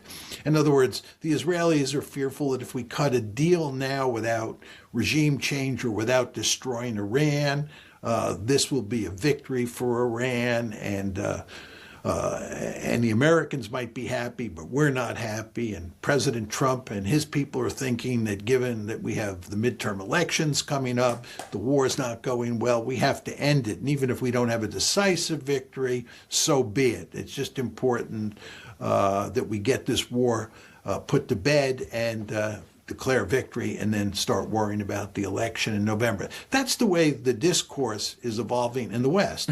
But nah, my uncle works at the Navy. He told me that the Navy only selected real gamers for this mission. Fake gamers like you could never conceive the tactical superiority inherent to our tactical capabilities as true gamers. Hasan, you don't understand. We're sending 2,000 A-rank jujutsu sorcerers.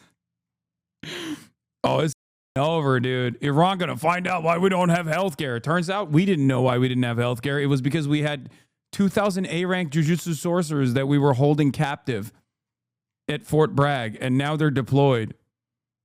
Nobody seems to understand that to get the Iranians to quit, you have to offer them a deal that they find acceptable, because they're in the driver's seat now. The war is playing to their advantage. They've figured out that they have leverage over the United States. Can you do a Connor segment soon? I can make a PowerPoint. And over Israel. The fact that they have all these ballistic missiles and all these drones, and they're operating in a target-rich environment.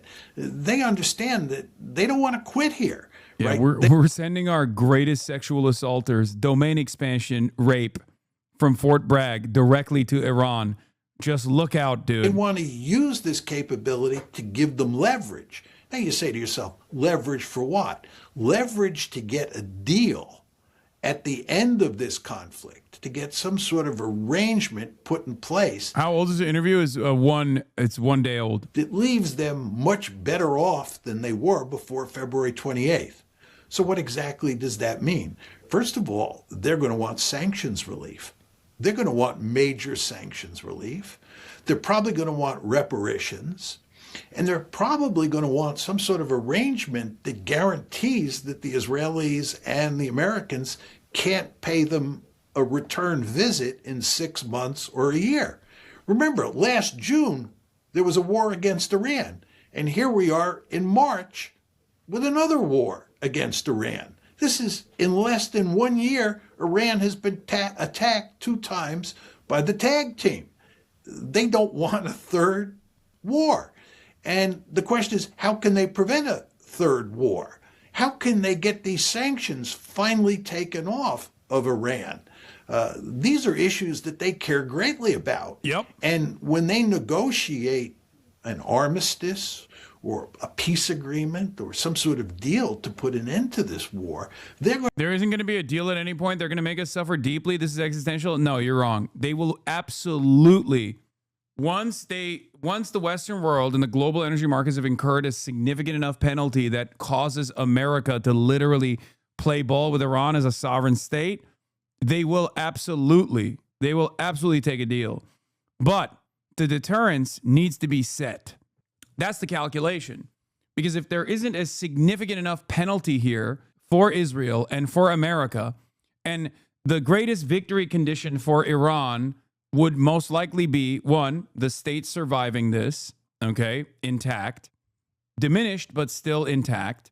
And 2, America is forced to basically cut Israel out of the negotiations process or reassert its control over Israel in this negotiation process. That would be the victory condition for Iran. They absolutely will take a deal. It's just that they have to make sure that Americans understand that this is they're going to get out of this not just with like a bloody nose, but a really important lesson. Not to ever do this again. What happens when they go to the table for a deal and Israel, America tries decapitation operations again? Okay, back to square one. Because square one is where Iran is comfortable. Square one means Strait of Hormuz is closed again. Iran doesn't have nukes, so it needs to establish deterrence through the nuke of the energy markets. Iran will have nukes, I think. Our 2,200 Marines are going. Ground invasion is ready. I suspect that, one, you will see a nuclear Iran in this decade. If they survive this, if Israel and America don't somehow, I don't know, successfully destroy the Iranian state somehow, because, you know, there's still, even if it's unlikely, there's still an option, right? They could get, I don't know, they could actually do something crazy. They could get like, they could foment some kind of, popular mobilization. They could create like ethnic conflict, because you have to remember, like, Israel, its capacities are greatly over exaggerated, and they certainly greatly over exaggerated to the Americans as well. And that's part of the reason why we're in the situation to begin with. But Israel does have some access inside of the Iranian state. If that wasn't the case, they wouldn't be shutting off the internet right now, right? Like, they would not be limiting Iranians' access to the internet. Like, there are still people that they could deploy there. I'm sure there's still people that they could activate and certainly cause chaos internally. And right now, Iran is at a fragile state. Iran is absolutely in a fragile state. Let's be real. As far as their calculation goes, like, they have to maintain control over the government. I've said this over and over again. I keep stressing this.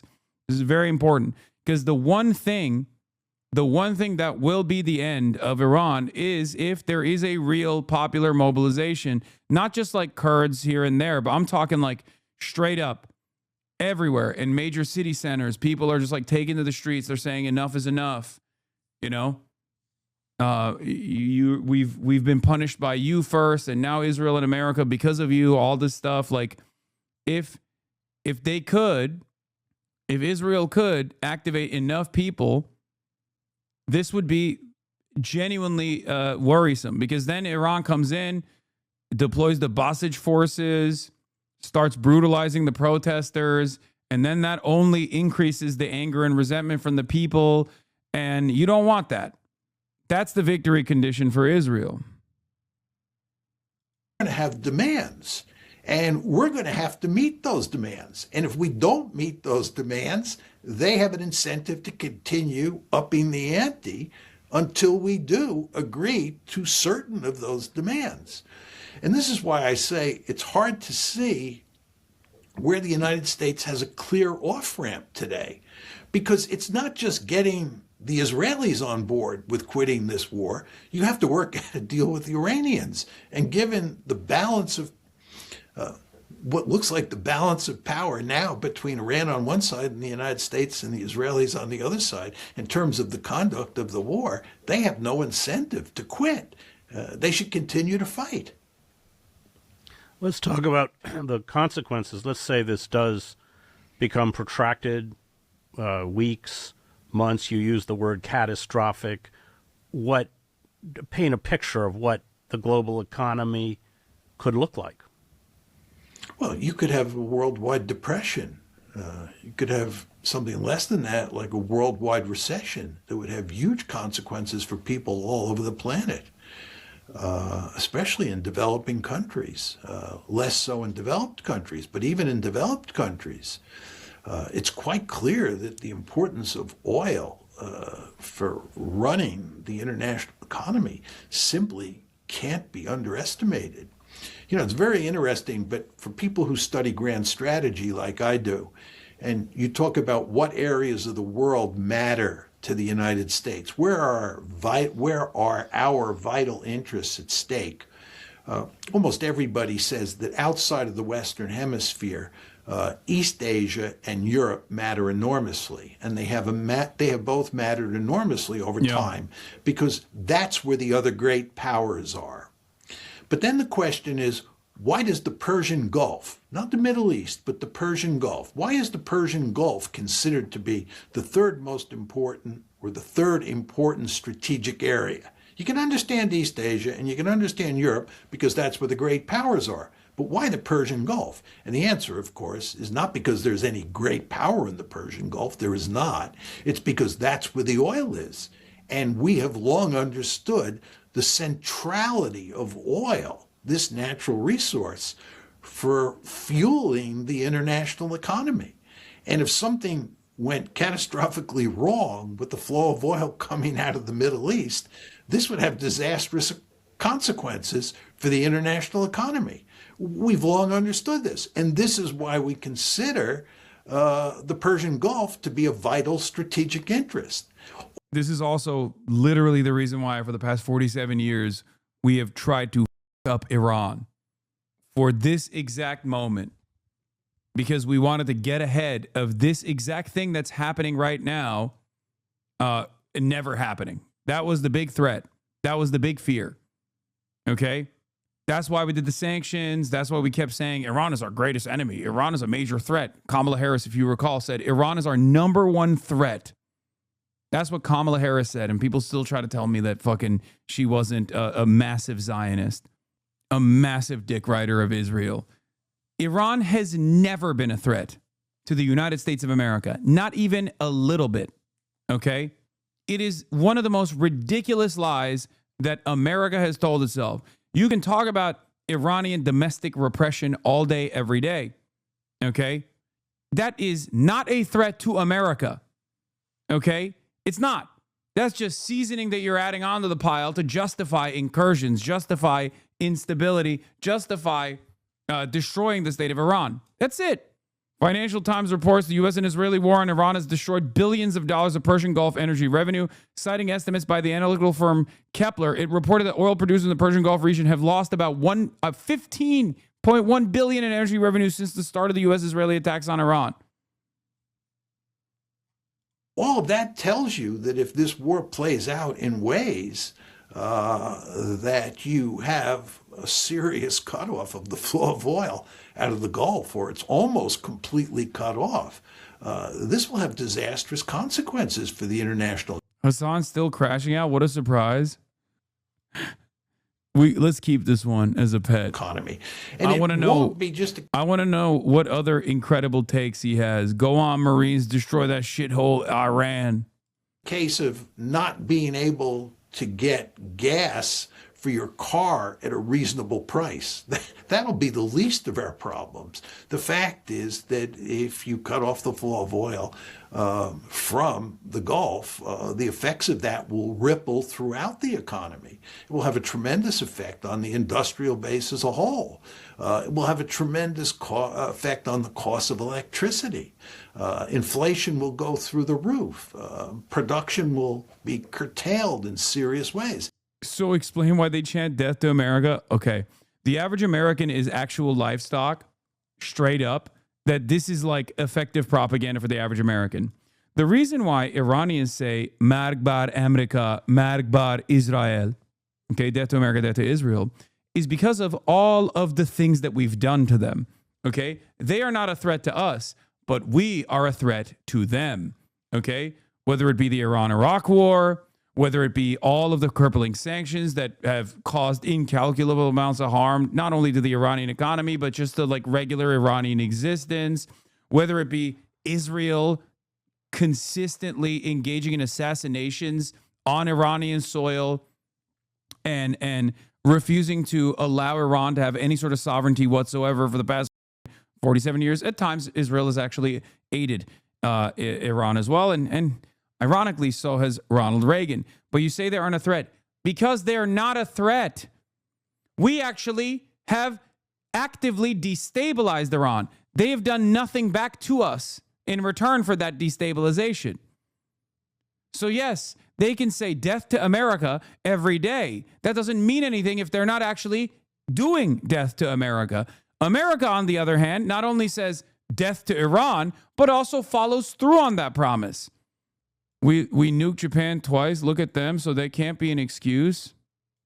When I see stuff like this, I do understand why America and Americans must be brought to heel. I do get it, because we have eaten off of American exceptionalism for far too long. And it's actually pretty crazy to me that, like, even though they're putting ass to belt right now with the global energy markets and with, you know, American military installations in the region, there are still dumb fuck Americans who are like, well, we nuked Japan twice, look at them, so that can't be an excuse. It's quite difficult for you to comprehend why people would understandably hate America or American instability that is, you know, destroyed or actively tried to destroy ass to belt. Yeah, sorry, belt to ass. Hell yeah, brother. Brother, you don't understand. Your economy and my economy, our economy is in tatters. America is not on top. Tens of billions of dollars in assets are destroyed by $10,000 drones. Okay?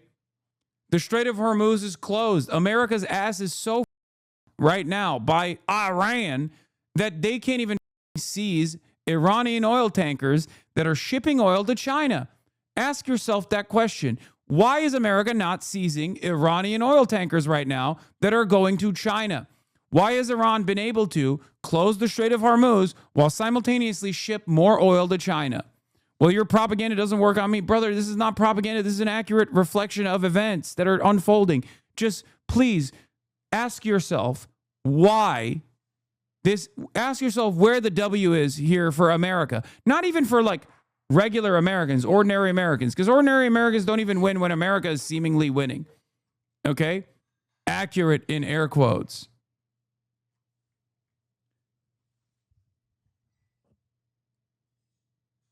I mean, if you choose to live in an alternative reality, events will always be confusing to you. You've taken the first step, okay? You've reached across the aisle. You're hearing from someone that you normally don't hear from. So I urge you to try and comprehend. If America and the American Navy is so superior, why is the Strait of Hormuz not open? If the United States of America's Navy is so powerful and we put belt to ass everywhere around the world, why is the American Navy currently not seizing Iranian oil tankers? We did this to the Russian oil tankers. We did this to Venezuela. Why can we not do it to Iran right now? Why is Iran crossing the Strait of Hormuz that it currently controls, okay, with Iranian oil tankers? It will be soon. Make sure you remember this. No, answer my question. Maybe it will be soon. Maybe something is something. Maybe there's going to be a dramatic shift in events, okay? But it hasn't happened thus far. So why hasn't it happened thus far? Because we need our Navy to keep pounding Iran, just like the Navy is not taking over any oil tankers right now. Why? Why are they not doing that? Why do we have to hastily pull our THAADs from South Korea into the Gulf? Why are we completely incapable of defending our own assets in the region? You got numerous American bases that have turned into a crater at this point. The Bahrain one is just a crater. Why are American Strato tankers falling out of the sky in Iraq? Why are there 150 casualties so far that we know of? The number's probably larger than that. Why is gas so expensive if we're dominating? We're bringing on a ship to clear them, lol. You know they have mines, right? Oh, they don't. I mean, they do, but they haven't deployed them. That was also a lie. How are Iranian oil tankers navigating the Strait of Hormuz if it's currently mined? Why is there no military analysis that says that the Strait of Hormuz is mined right now? Why do you think that Iran needs to mine the Strait of Hormuz to hold this 20-mile choke point when they can very clearly do it without mining it? Mining the Strait of Hormuz is a last-ditch effort. It's the last option. It's the nuclear option. The reason why they're not mining the Strait of Hormuz is because they can control the Strait of Hormuz without actually mining it at the time. Plus, they have to pass their own oil tankers through the Strait of Hormuz, as they are consistently doing. They struck Karg. Oh shit. Oh no. That is, if this means the Iranian retaliation will be to strike the Gulf states. This also makes sense. Someone in the Gulf reached out to me literally 10 minutes ago and said that Qatar is actually evacuating certain areas right now. That means that they are going to, if we struck Karg, that means that they are going to strike back at regional oil refineries. 1 minute ago, Trump, at my direction, United States Central Command struck Karg Island. Ooh. Okay, maybe they will mine the Strait of Hormuz now. Moments ago, at my direction, the United States Central Command executed one of the most powerful bombing raids in the history of the Middle East and totally obliterated every military target in Iran's crown jewel, Karg Island. Our weapons are the most powerful and sophisticated the world has ever known, but for reasons of decency, I have chosen not to wipe out the oil infrastructure on the island. However, should Iran or anyone else do anything to interfere with the free and safe passage of ships through the Strait of Hormuz, I will immediately reconsider this decision. During my first term and currently, I rebuilt our military into the most lethal, powerful, and effective force by far anywhere in the world. Oh, we are in the end times, dude. Oh, buddy, we done did it now. Oh, buddy, oh boy. Let's go to CNN. Let's see what they're saying. Oh my God, they're talking about sports betting. Jesus Christ. Do we have an Al Jazeera live broadcast? Yeah. Qatar's defense ministry said it intercepted missile attack and evacuations have been carried out. It announced an interception early Saturday. Associated Press journalists in Doha heard explosions consistent with possible interceptions. The ministry said earlier that authorities are evacuating a number of areas as a temporary precaution without identifying the locations. Wait, what is on Karg Island? It's not on the Strait of Hormuz. Why is it important? Karg Island is the most consequential aspect of Iranian oil transfers. 90% of all of the oil tankers go through Karg Island. It's an incredibly important part of the oil infrastructure that Iran has. Yeah, 90% of oil exports go through the port of Karg Island. I fear that in the next few hours, Trump is going to throw good money after bad, further digging himself into a self-inflicted hole. We will likely see oil prices beyond anything we have seen. This is a you to China too, by the way. It's not just a you to... This is not just consequential for Iran, especially given the Iranian retaliation. So who knows what will happen. But this is, a major escalation. All 3 Washington, D.C. airports have been shut down. Full ground stops, flights halted. Urgent warning circulated on RIGC-affiliated Telegram channels targeting U.S. tech firms in the Gulf. An urgent warning to the employees of several major U.S. technology companies in the Persian Gulf region. Immediately evacuate your offices. Citizens and residents near to these locations advised to stay away from the surrounding areas. The warning names offices of major technology firms, including Qualcomm, Adobe, Dell Technologies, Intel, Apple, Cisco Systems, Palo Alto Networks, Oracle, Salesforce, Amazon AWS, Microsoft, Google, Alphabet, and IBM in Dubai, Riyadh, Doha, Kuwait City, Manama, and locations in Oman. Employees are instructed to leave their workplaces immediately and avoid gathering near these sites. CNN, Iran is considering letting international oil tankers through trade. Yeah, this was earlier in the day, and then Trump's response to that was to bomb Karg Island.